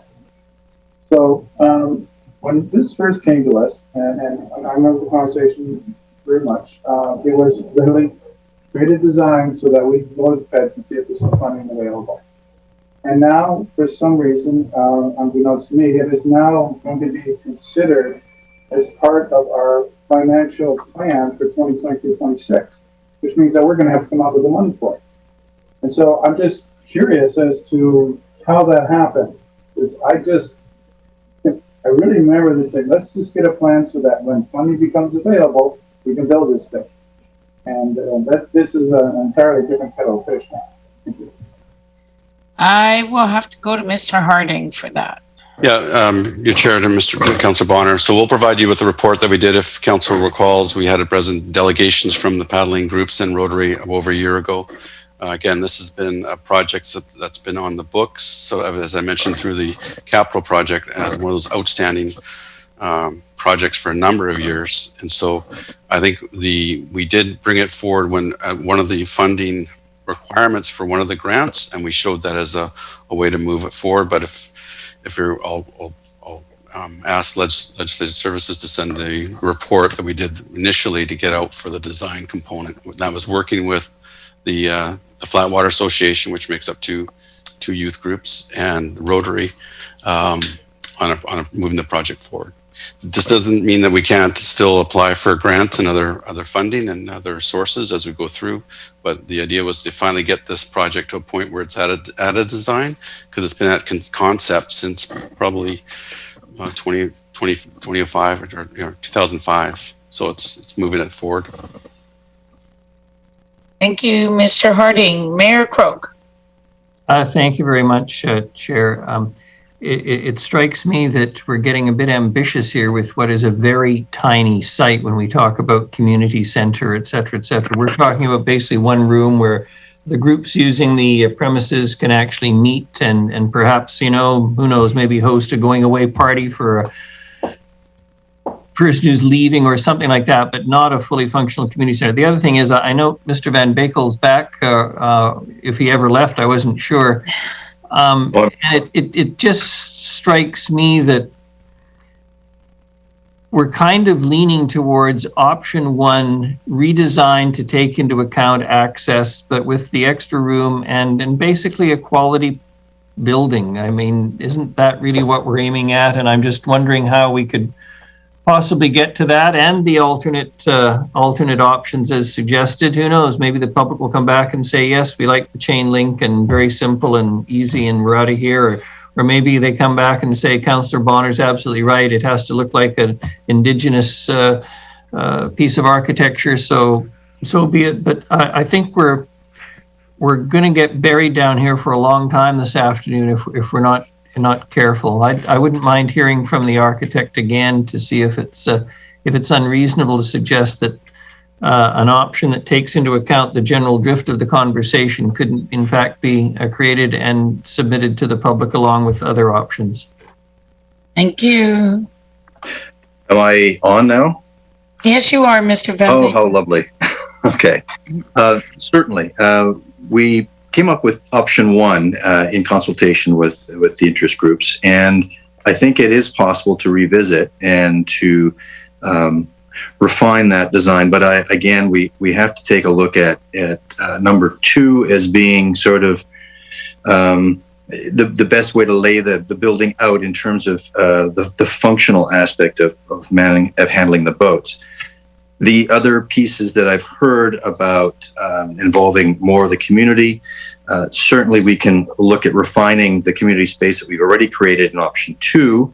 The other piece that I heard and I support is that it is not a very big site, and without negatively impacting the casual user options for getting access to the playgrounds and to the beach and just simply walking through that area, we would have to be careful about how we did that. There are some primary pieces here. That's the size of the storage area for the boats. We've kept it to a minimum, so that piece isn't going to change much in terms of the overall area. We may reconfigure it slightly, but certainly the area allotted to that is fairly sacrosanct.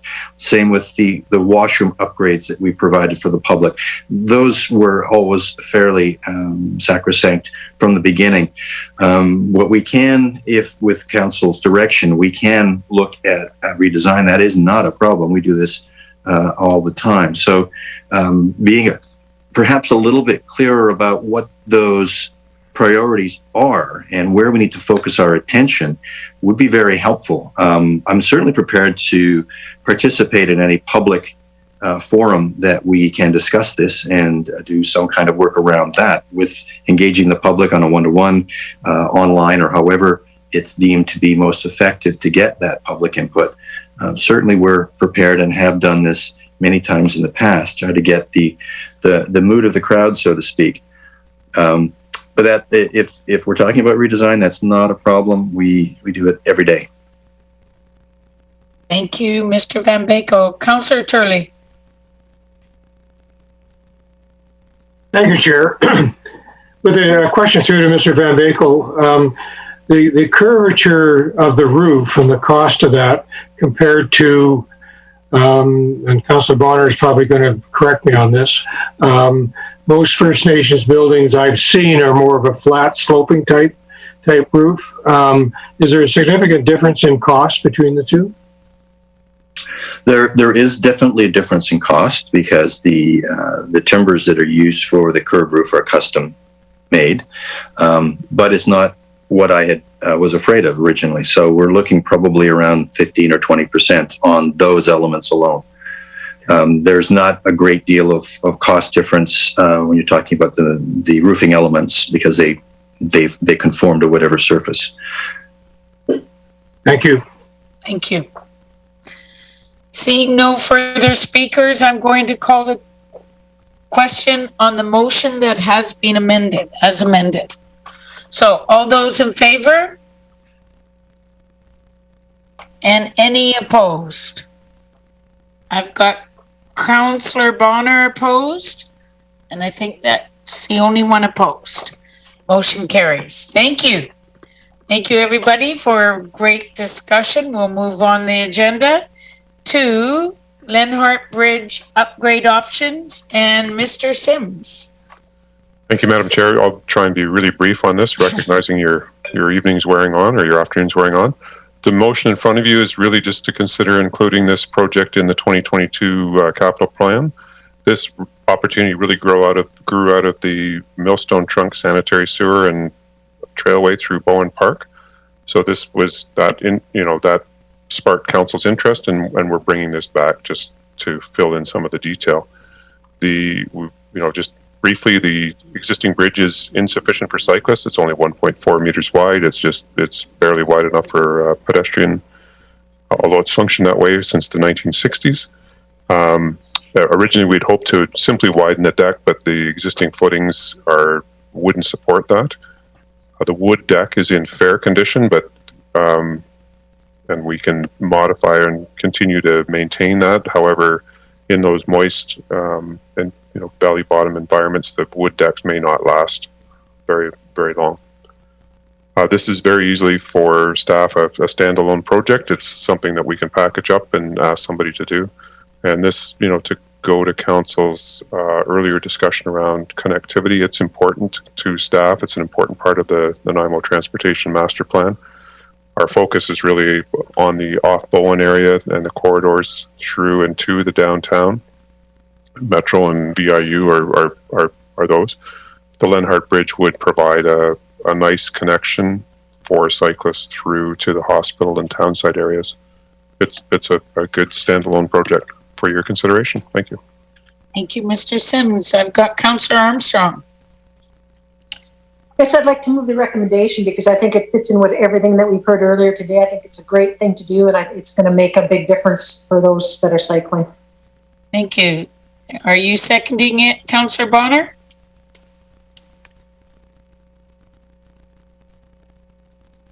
You're muted. Seconded by Councillor Krog. Mayor Krog, sorry. So, okay, I've got Councillor Bonner. Thank you. The reason I brought this thing forward earlier was that I was quite interested in the concept of moving this forward into 2021. And the reason being for that is this is probably one of the better ways of connecting to the downtown when you're coming down E and then you come down Wellington, do a little loop down to the park. And this bridge will then connect to the work that we're doing in Bowen Park right now, which is scheduled to be done in 21-22. And why would we not at the same time create this connection when there is no plans there's no plans in the future to finally figure a way to get from Woodgrove into the downtown core once you hit town site. And so that's why I see this thing as important. I prefer to see it done in the same time frame of 21-22 that we're actually doing the work on the park, so that when the park work is done, this will get done. And again, this is one of those connectivity things. We're going to do all this work in the park, create the bike lanes in the park, and then you still won't be able to connect to the park and town site area because the bridge isn't done, and that won't be done for another year after that. In our report we received a number of weeks ago when we were looking at granting for this particular project, and we went with the playground in the Fair Sutton Park. Fine. Staff said that they could move this into the 2021-22 year. I'd like to see that happen, and therefore we'll be looking to see, could we do that in 2021-22? And that would my question for staff. Thank you. Thank you. Through you to Mr. Sims. Thank you, Madam Chair. Through you to Councillor Bonner's point, and truthfully, that was our hope that we would be able to do that as part of this year. I think that was part of the bid if we could reuse a lot of the existing materials. But given the time pressures, the issue is that we need environmental approvals to be able to work in the riparian area of the Millstone River. And so we simply don't have enough time between now and the end of the fish window, which is, end of August, early September, to design and build and fabricate the project. So our proposal is 22 is to have it built, so we can package it up and get it out this fall for construction in the summer next year. Thank you. And Ms. Gurry, you all of a sudden appeared. Did you wish to comment? Thank you, Chair. I just hopped on just in case there was going to be an amendment to the motion. So just show I'm here and waiting, but I think it's back in Councillor Bonner's. Yeah. Thank you. Anything further, Councillor Bonner? Yes, thank you. I'm confused now. Yes, what you're saying is true, the report that we got a couple of weeks ago when we were looking for these grants specifically said 21, 22, and it could be moved up. So, and now you're saying it can't be. I'm not sure, because we're not going to find out about that grant for 30 months yet. So we got a report from staff saying we could move it up to 21, 22. You're telling me now we can't. I'm just not sure how that happens, or what does that mean? Madam Chair, we cannot accelerate the construction to this year. I think the grant could apply. We could start the design work before we heard on the grant. So we could start the design and the procurement work for the bridge materials, but physically we couldn't possibly build it in this summer window. So the work would start soon. If we hear about the grant, then we can still apply, as long as we haven't started the work before the grant was applied for, if that makes sense. Thank you. And I don't think I was expecting to be done in 2021, but the environmental report says that the work would start in the fall of 2021 and be completed in 2022. Is that the same with this motion today, or is that 2023? That was my understanding, but Mr. Sims? Yeah, sorry, Madam Chair, that's correct. If Council accepted this recommendation, we would start the work towards design this fall in 21 with the view to building it in 22. Thank you. I don't have any speakers, and there is a motion on the floor, so I will call the question. All those in favor of the motion? All those opposed? Seeing nobody opposed, motion carries unanimously. Thank you. Wow, do we have enough time to start Reimagine Nanaimo with the first part, or what do you suggest? I'm seeing shakings of heads. Ms. Gurry. Thank you, Chair. So we are scheduled until 5 o'clock today. And I believe if Mr. Lindsay and or Mr. Rudolph want to jump on, I believe the confirming the indicators, the first part of Reimagine, it might be necessary to start this conversation today prior to the workshop that is supposed to be happening on the 20th, which is next Tuesday. But perhaps Mr. Lindsay and or Mr. Rudolph can jump in to let us know how that's going. I see Mr. Lindsay, so I'm going to call on Mr. Lindsay, please. Thank you, Chair, and good afternoon, Council. I know you've had a long day already. We certainly could go through this today, and in a perfect world, we'd have the committee support these preliminary set of indicators moving into the workshop. However, if Council wants to defer this to the next GPC meeting at the end of the month, that's also acceptable. I think Mr. Rudolph said at the start of the meeting today that for various reasons, including looking at your agendas, you have a fairly busy time coming up on the week of the 20th with a number of meetings and finance meetings and public hearings. We may want to just move out that workshop to the 31st regardless. So it would just mean that we'd have this discussion and the workshop on the 31st. Council or staff would have to be making some assumptions moving forward to the 31st, but I don't think it's anything that we can't adjust to. So certainly at the pleasure of the committee. Thank you. So I'm going to turn it over to you as a council. What's your feedback? Council Gesselbrock. Thank you, Chair. Just feedback on terms of the agenda here. I think it's important that we do have some discussion on the indicators. I think there's definitely work and feedback that could be done there. And I also just was looking for clarity. So yeah, I hope that we can spend some time on that today. And I was just working on clarity on the topic of the upcoming workshop with the other committees. Is that specifically on scenario development or target development, or what is that workshop on? Mr. Lindsay. Yeah, thank you, through the chair. So this is the workshop we're referring to, which is right at this point scheduled for the 20th, is the council as a steering committee. It's your workshop to look at the early stages of scenario development. Thank you. And do I have any further speakers to this? I don't see this meeting maker. Was it for during the day on May 20th? Mr. Lindsay. Yeah, sorry, Chair. My understanding it should be in your calendar for the 20th. If not, we'll make sure that's corrected. Okay. It was in the afternoon on the 20th. Afternoon on the 20th. Thank you. Council Gesselbach. Oh, also to just feedback, I would support pushing that back to the 31st as well. For the further discussion. So are we going to review the indicators right now then? Yeah, review the indicators now, but pushing back the workshop on scenario development with council to the 31st as opposed to the 20th to give a bit. Right, for our workshop. Okay. So seeing that nobody else is speaking, let's, I believe it's Karen that was going to review the indicators with us.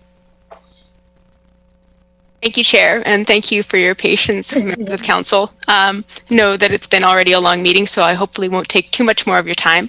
We did want to spend a little bit of time today talking about the feedback that we got from you on the indicators at the last GPC at April 12th, and talking also about what you can expect in terms of moving forward with these as preliminary set of indicators for the scenario workshop, which was scheduled for May 20th, possibly May 31st. And if we could start the PowerPoint, that would be much appreciated. Thank you.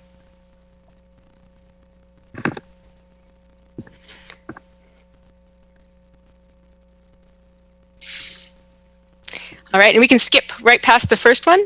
Thank you. To the first set of feedback. So when we're reading the feedback that was given on April 12th, oh, yeah, just the first one, actually, thank you. Back to the, yes. So there was some, yeah, on the crime severity index, please, the next one. There was some feedback on the why wasn't the crime severity index used in our initial set of indicators? We reached out to manager of bylaws as well as our community policing officer about the crime severity index and how its application.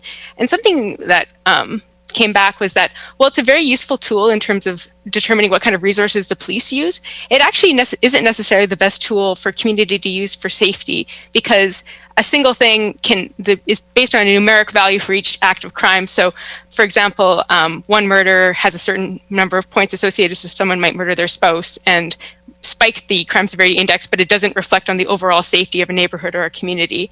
An alternative is the crime harm index, which some communities are using. But in speaking to the community policing officer, they did not believe it would be a good one to include for this purpose, because we already do get regular updates to council on various types of crime statistics, and it's already quite challenging in terms of the capacity of the data analyst. So that's just some initial thoughts on the crime severity index, and I'm happy to take questions as we go through. Or we can just move on to the next one. Yep. Okay. So housing mix indicator, this was something that came up at the last meeting about how would this be used, how would this be applied. So this is really looking at the mix of housing, and it's actually related to the last time you saw me around the affordable housing strategy, looking at the types of housing that we're aiming to have in terms of housing mix between different types of housing. And through the Reimagine process, we're hoping to take this to the next level, looking to establish targets for housing mix in different areas depending on proximity to things like amenities and transit. So that's a little bit more fleshing out what the housing mix indicator was all about. Next, please. So this is a big topic as well, and I'm happy to say that the last meeting on April 24th or 28th of the Advisory Committee on Accessibility and Inclusion had a good meaty discussion on this developer, which I will say is still under development. And if Mr. Harding is still here, he's welcome to speak more to this.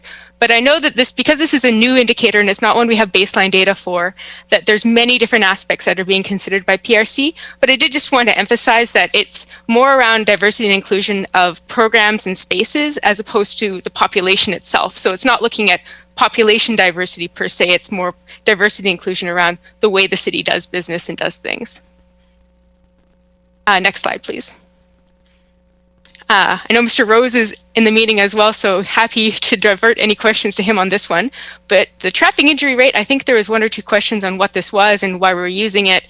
And certainly Mr. Rose will speak more to this, but it's around the number of collisions per entering vehicle at different intersections. So this is how they're measuring which intersections are the most dangerous and making sure they're not just numbering the intersections that have the most traffic. So it's measuring the likelihood of a collision at various intersections. And of course, with the Zero project, the goal is 0 severe injuries or fatalities.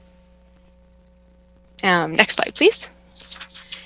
And this was, I think, maybe the most popular topic at the last meeting on diverse and ample employment opportunities, which I think was called business or jobs growth. And I've actually asked Ms. Amrit Manhas to join us today because Mr. Corsten's not available to answer any questions you have about this indicator and how it aligns both with the donut and with the recently completed economic development strategy. So if there are any questions about this indicator, she has been patiently waiting, so I would be happy to provide her the opportunity to speak to that. But if there are no questions, we can just keep on moving along. I think that'd be great. Okay. So, moving along is great? Or have her speak to it is great? Sorry. Have her speak to it, yeah. Okay, yes, Ms. Manhas, if you wouldn't mind turning on your camera. Sure, absolutely. Hopefully you can hear me. So the reason this indicator we think is a strong indicator is because it tells us the number of jobs are going to be keeping up with the working age population. As you know, over the next 25 years or so, we're expecting about another 40,000 people to come into our community. So it's really important that the jobs that we have in our community are keeping up with that. Whether they're solopreneurs, so new entrepreneurs starting up a business is not really hiring other people, or if it's businesses that we already have, they're expanding, or new businesses moving here. So when we were looking at the indicators, and there are many that we, of course, look at every single year, but with the donut economics framework, we tried to pick a few sort of very high level indicators, and prosperity and jobs sort of being this one. So in terms of how this fits in with the donut framework, the social and the environmental side of things, I just want to speak to that a little bit. Our primary customers, of course, in economic development are the businesses of our community. And these businesses, they provide jobs and wages for our residents, which helps lift people out of poverty. And businesses provide residents with opportunities for personal growth, for professional growth, and for overall prosperity. And of course, these businesses also pay taxes, which helps provide improved city services. That includes social services, that includes environmental projects. So things like clean water, cultural assets, bike lanes, schools, libraries, hospitals. They also sponsor many events. They support many charities. So they do contribute to to building a connected and livable community and creating a healthy environment. So I will just leave it there, and also say that if there's not support for this particular one, there's many others that I've looked at that I'm happy to provide a little bit of information on, including we could measure economic diversity index, which is basically looking at how diverse your community is. We could compare it to BC or Canada. We could look at the low income measure for our city. We could look at green jobs, which Vancouver does. But some of these other ones that I'm talking about, I've had further conversations on them, and there are certain costs associated with those. And of course, happy to talk about either of those more if you're interested. Thank you. Oh, Chair, I think you're muted. Sorry, thank you. Thank you, Ms. Manhas and Councillor Bonner. Thank you, Chair. Just a quick note here. When we talk about businesses, can we also include the social service sector? Because we know that the health and social service sector dwarfs many of the businesses and categories of business in our community. And I think they would provide even more of a diverse employment opportunities.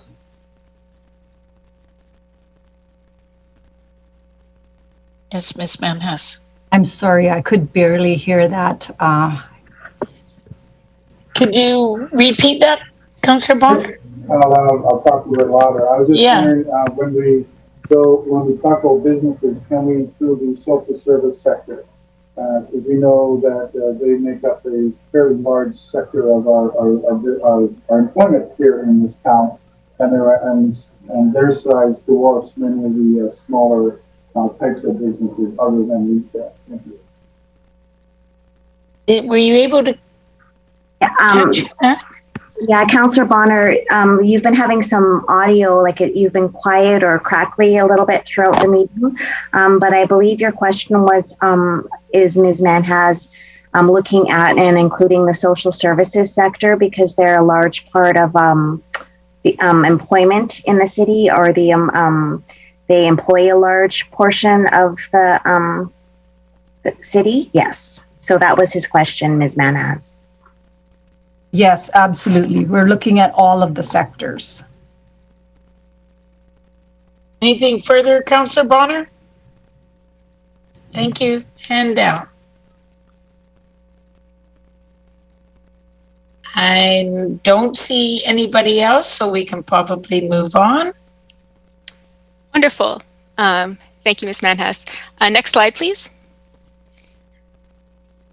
So as mentioned earlier, next slide again, please. The point or part of the purpose of today is asking for council direction to confirm the indicators which are not in this PowerPoint, but they are in the attachment to your report as a preliminary set that we can use for the analysis that will be at the scenario workshop. Because, of course, in order to set targets or to establish how effective different scenarios are at meeting different targets, we need to know what we're measuring them by. So what we're asking for today is council support in moving forward with the preliminary set that we have provided in your package. You'll notice the ones for which we have baseline data have a check mark next to them, which is most of them. And so our GIS team and our consulting team have been hard at work on that. If you could just keep advancing, please. That is our donut. Keep advancing.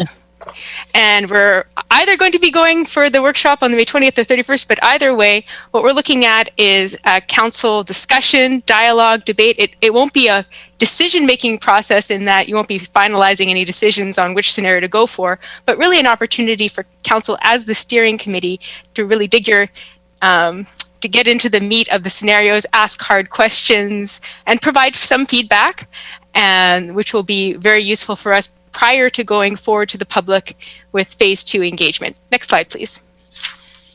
I've said that bit. Next slide. Next steps. Next slide, please. We are here in phase 2. We're aiming to launch phase 2 engagement in June. So that is coming up very quickly, and our team is hard at work putting together a really awesome public engagement campaign for phase 2. Next slide, please. This is just your usual calendar. You can see where we are here on May 10th. Ideally, city portrait approval. It does say final, but I want to emphasize this is preliminary. We can adjust and tweak the indicators as we move forward if it turns out that there are some that council hasn't considered yet that you would like to have considered later. Nothing set in stone, but we do need some direction in order to keep moving forward with the analysis, which, as you can imagine, for such a complicated scenario, takes some time. Next slide, please. And this is just one moment. I've got Council Gesselbrock. Oh, I can wait till after the presentation. Okay. That's it. This is it. This is the end. Then I've got Council Gesselbrock.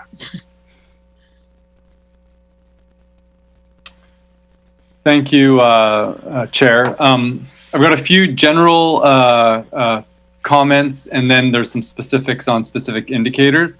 Okay. I think in general, just sort of with the city portrait process, there's sort of like the 4 quadrants of inquiry around the global, social, ecological, local quadrants there. And a large part of that was to identify sort of key city aspirations and goals within those quadrants. And we dovetailed into the city portrait process into our official community plan, Reimagine Nanaimo, and sort of the goal setting was done a little bit sort of in the official community plan process with sort of how we work, how we stay green, and that.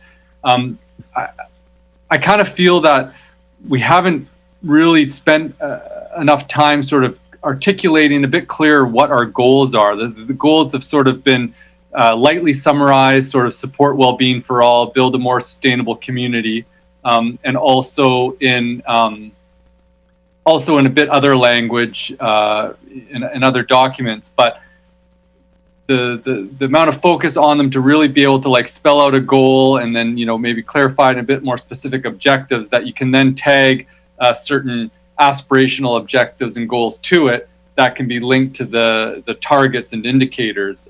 That hasn't really occurred yet. So I feel like we've kind of jumped ahead of ourselves a little bit and started to identify indicators without a clear understanding of what we're trying to achieve. So I feel a bit of a gap is there in general. And then, even though that's not clearly articulated yet, those goals, I feel that there's some specific indicators that we do need to have more conversation about and address, and I'll follow up on that in the next iteration of questions here. Thank you. Thank you, Councillor Gesselbach. Councillor Brown. Thank you, Madam Chair. That actually sort of was my question through to staff. Thank you for the list of indicators. I'm just curious what the actual targets are, because I know some of them just through things that we've discussed in the past, but I don't know if they've ever been compiled and in one place. And if they have, I'm completely sorry and I'm gapping on that. No, absolutely. Through the chair, to Councillor Brown, the targets have not been established, and that is a key part of the work through the scenario development. Is we have to set the indicators first to understand what the implications of the various scenarios under consideration. So we could set targets and work backwards from their scenarios. We're doing scenario development and then understanding the implications as per the indicators for the target setting. So the targets have not been set. Okay, thank you for that. I would say that actually very much concerns me then, because I think I think we have good focus areas, and I think those have been distilled. And I would say for me then there would be that gap of what are actually the targets, because I think it's actually making the cake backwards to go indicators to targets. So it doesn't make sense to figure out. It's almost like that Sherlock Holmes thing about using evidence to build a theory, using a theory to build the evidence. So I have a lot of concerns actually about going into a session around just indicators rather than identifying targets. I think some of them are there, and actually I think some of them are even listed as indicators. But to me, it would make sense to identify. Well, essentially, I think it's just good strategic planning, or ultimately what this is to identify your targets or your goals. And then what are your indicators? Because, I'll just leave it at that. I think this might be a little backwards, but that's just my opinion. Thank you, Councillor Brown. Councillor Gesselbach, you have a further question? Sorry, I didn't put down my hand. Councillor Brown, your hand remains up. Nope. Is there any, Ms. Manhas?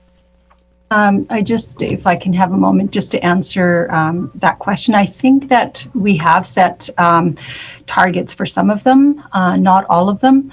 So I know, for instance, for the economic development ones, we have set targets. There's only 3 of the economic development ones, for instance. Let's see, this one is on number of basically looking at investment in commercial, industrial, and public business licenses, development permits.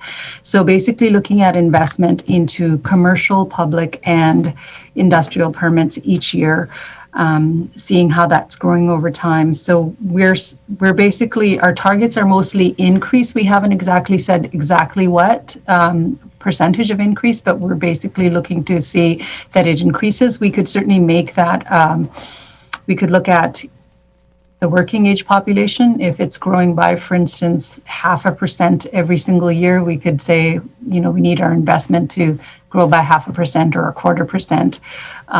So we have given it some thought, but they're not completely finalized.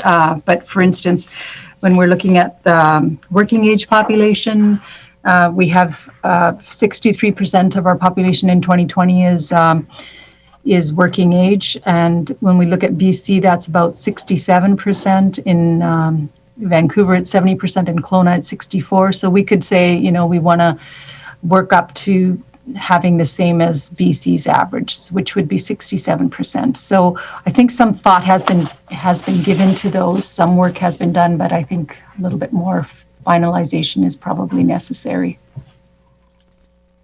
Thank you. And I see Councillor Brown and Councillor Gesabra with their hands raised again, and I can't see other councillors, so I'm not sure if you've got hands raised or not. So I'll go first to Councillor Gesabra. Thank you. I think getting into some specifics here, start with I think it's the empowered or the enabled section, sort of where our ECDEV indicators are.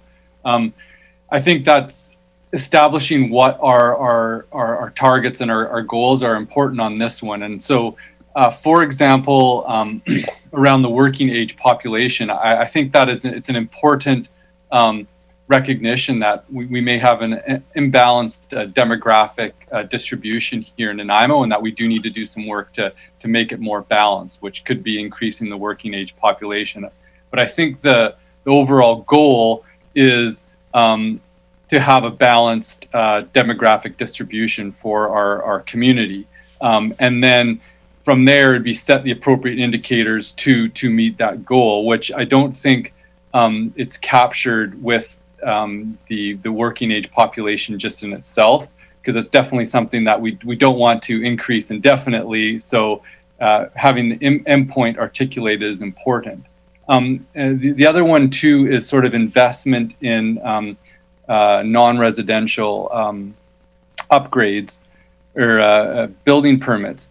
I have setting the goal of increasing that. I think it's the same sort of orientation as sort of like having the goal be economic growth, where what we're really trying to do is make sure that there is in line with our population size, ample and diverse employment opportunities. And I think that captures that. As our population grows, our economy is going to have to grow because we're going to have larger thing, but that's not really an end in itself. And it just kind of can have the effect of accelerating growth unnecessarily, sometimes maybe outpacing or not, but it's not the indicator in itself. And so I personally would scrap that indicator. And I think that one that more closely articulates what we're trying to go for is ample and diverse economic opportunities, which would then be tied to whatever our population happens to be at that time. I like the economic diversity index. I think that would be an important one to consider as being a part. Below income measures, I think, is another excellent one, and green jobs in the terms of like how we want our economy to evolve over time. And I think one element that is missing out of this conversation on indicators, and I did hear it brought up by Ms. Manhas, is that some of these indicators may not have been fully considered because of the cost potentially associated with it. And I think that we do have to take into account the timelines that we're on. We got to get something in place so that we can move forward with this process. But I think the larger discussion is we want to have a fulsome set of indicators and targets, how we want to build our city to. And if there is resourcing considerations that do need to be put in place so that we can have that proper measuring tool, then we just need to be aware of that and then have that decision point in front of us. And so I think that we have to take that into account. But that would be my feedback specifically on those economic indicators. So thank you. Thank you. Councillor Brown. Thanks, Madam Chair. I appreciate Ms. Manhas's point there. That sort of exactly is my concern. Is I do want to know what the targets are before I can sort of agree to the indicators. And for example, just taking the first one, so let's say, this is why I think this conversation is important, because say under connected, a target, I'm just making stuff up, would be to increase the percentage of transportation options not made by an automobile. Let's say that's the goal, by X amount. Transportation by mode, distance driven per capita, access to daily needs, land use mix would all be indicators towards that target. But you have to set the target of, and I think it's in the transportation master plan, but what are we actually going for? And then saying, okay, these are the list of indicators. And if I see the hand up there, Ms. Cronso, so if that information is there, I really want to know it, because then that's how I can. Yeah, no, I through the chair, I totally appreciate your point. I think part of why I'm smiling is because you're going to hear this great presentation. I don't know if you'll have time today from Mr. Rose's group on this, but part of the challenge with setting the targets before we do the engagement is there's so many different trade-offs that go into setting the targets that are actually inherent to the engaging the public on their choices. And there's general values that are shared under these goals, but there's specific trade-offs on which mode split is our target to increase bike by 8% or to 6% increase pedestrian, and that will affect various investments. So I think that the decision to not set specific targets ahead of going out to the public was deliberate, and of course it's at council's discretion the order we do things. And I'm curious whether Mr. Lindsay has any insight in this, because he's been doing this work a little bit longer than I have, in terms of whether we're putting the cart before the horse or what have you. Mr. Lindsay. Thank you, through the chair. Just thinking about what I'm hearing from council, and certainly some good food for thought. I think a couple of, from my perspective, a couple of things. And I think the word, we're using in the report that talks about preliminary indicators is really important to stress here. Every time I've been involved with identifying indicators and targets, it's always been a living document that evolves and changes as you move forward. It's going to evolve and change as you go through this process that you're embarking on now. It will evolve and change 2 years out from now as we get access to more data or data collection changes, trends change, the targets will change. So I think it's important to accept that this will evolve. The second part, I think we can take some easy steps right away to communicate what the known targets are. And as you mentioned around transportation, we have many of those now. They're in the transportation master plan. So it talks about our targets for mode shift. We can articulate those here if we haven't done that already. We have targets in our housing strategy, for example, that we can articulate here with many of these indicators. And some of them are just going to be directional in nature, I would say. Like we want to I guess the one I saw was homelessness. I mean, we're not going to put a target of X percentage of homeless people. The target would be to have zero homelessness, but it'll be a more, more of a trend, I guess, that we'll monitor over time. And some of the targets are known, I guess, or we can, not in our documents, but are accepted standards. And I think of things like the vacancy rate, for example. A vacancy rate that's very, very low is not good, but also a vacancy rate that's very high. So there is that middle point that's acceptable in there. I think we can include that. So populating a list with our city targets, with generally agreed upon targets, and identifying those that are more directional in nature, I think maybe something we could do quickly and something that might help with this conversation. Thank you, Mr. Lindsay. Councillor Hemmons. Thank you, Madam Chair. I agree with the comments of Mr. Lindsay. There were a number, this is interesting to me because when I read the indicators, they made sense to me and they still do make sense. But hearing Ben and Tyler arguing that without a target, we're kind of preempting the conversation about indicators. We do have indicators on a number of these, or we have targets on a number of these that we can just slot in, I think, really easily. And I wonder if that the workshop that we have on the 20th, we could easily identify those that we have established targets for and those that still require them, and we can have a more fulsome conversation about it then. And just a note, Chair, I'm so sorry, I have another meeting at 5 that I can't be late for, so I will be signing off. Thank you, Councillor Hemmons. And Councillor Gesselbrock, you have your hand up? Yes, Councillor Gesselbrock. You're muted.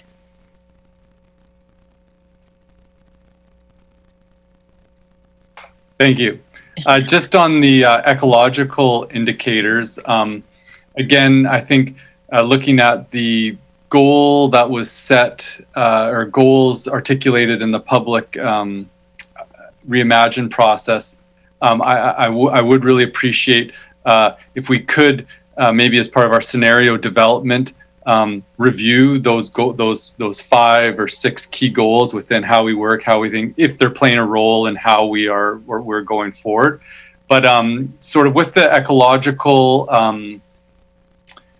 indicators, the goals still don't feel entirely clear. I mean, we do have set ones for greenhouse gas emissions. The next one is sort of around protected environmentally sensitive areas and lands. We do have that indicator, but I think it's difficult just in terms of like what we're trying to achieve, and also I think bringing in some more language around natural assets, which could cover water, biodiversity, air quality. And so, if we do have a broad goal of protecting and expanding natural assets, I think the protected environmentally sensitive areas fits.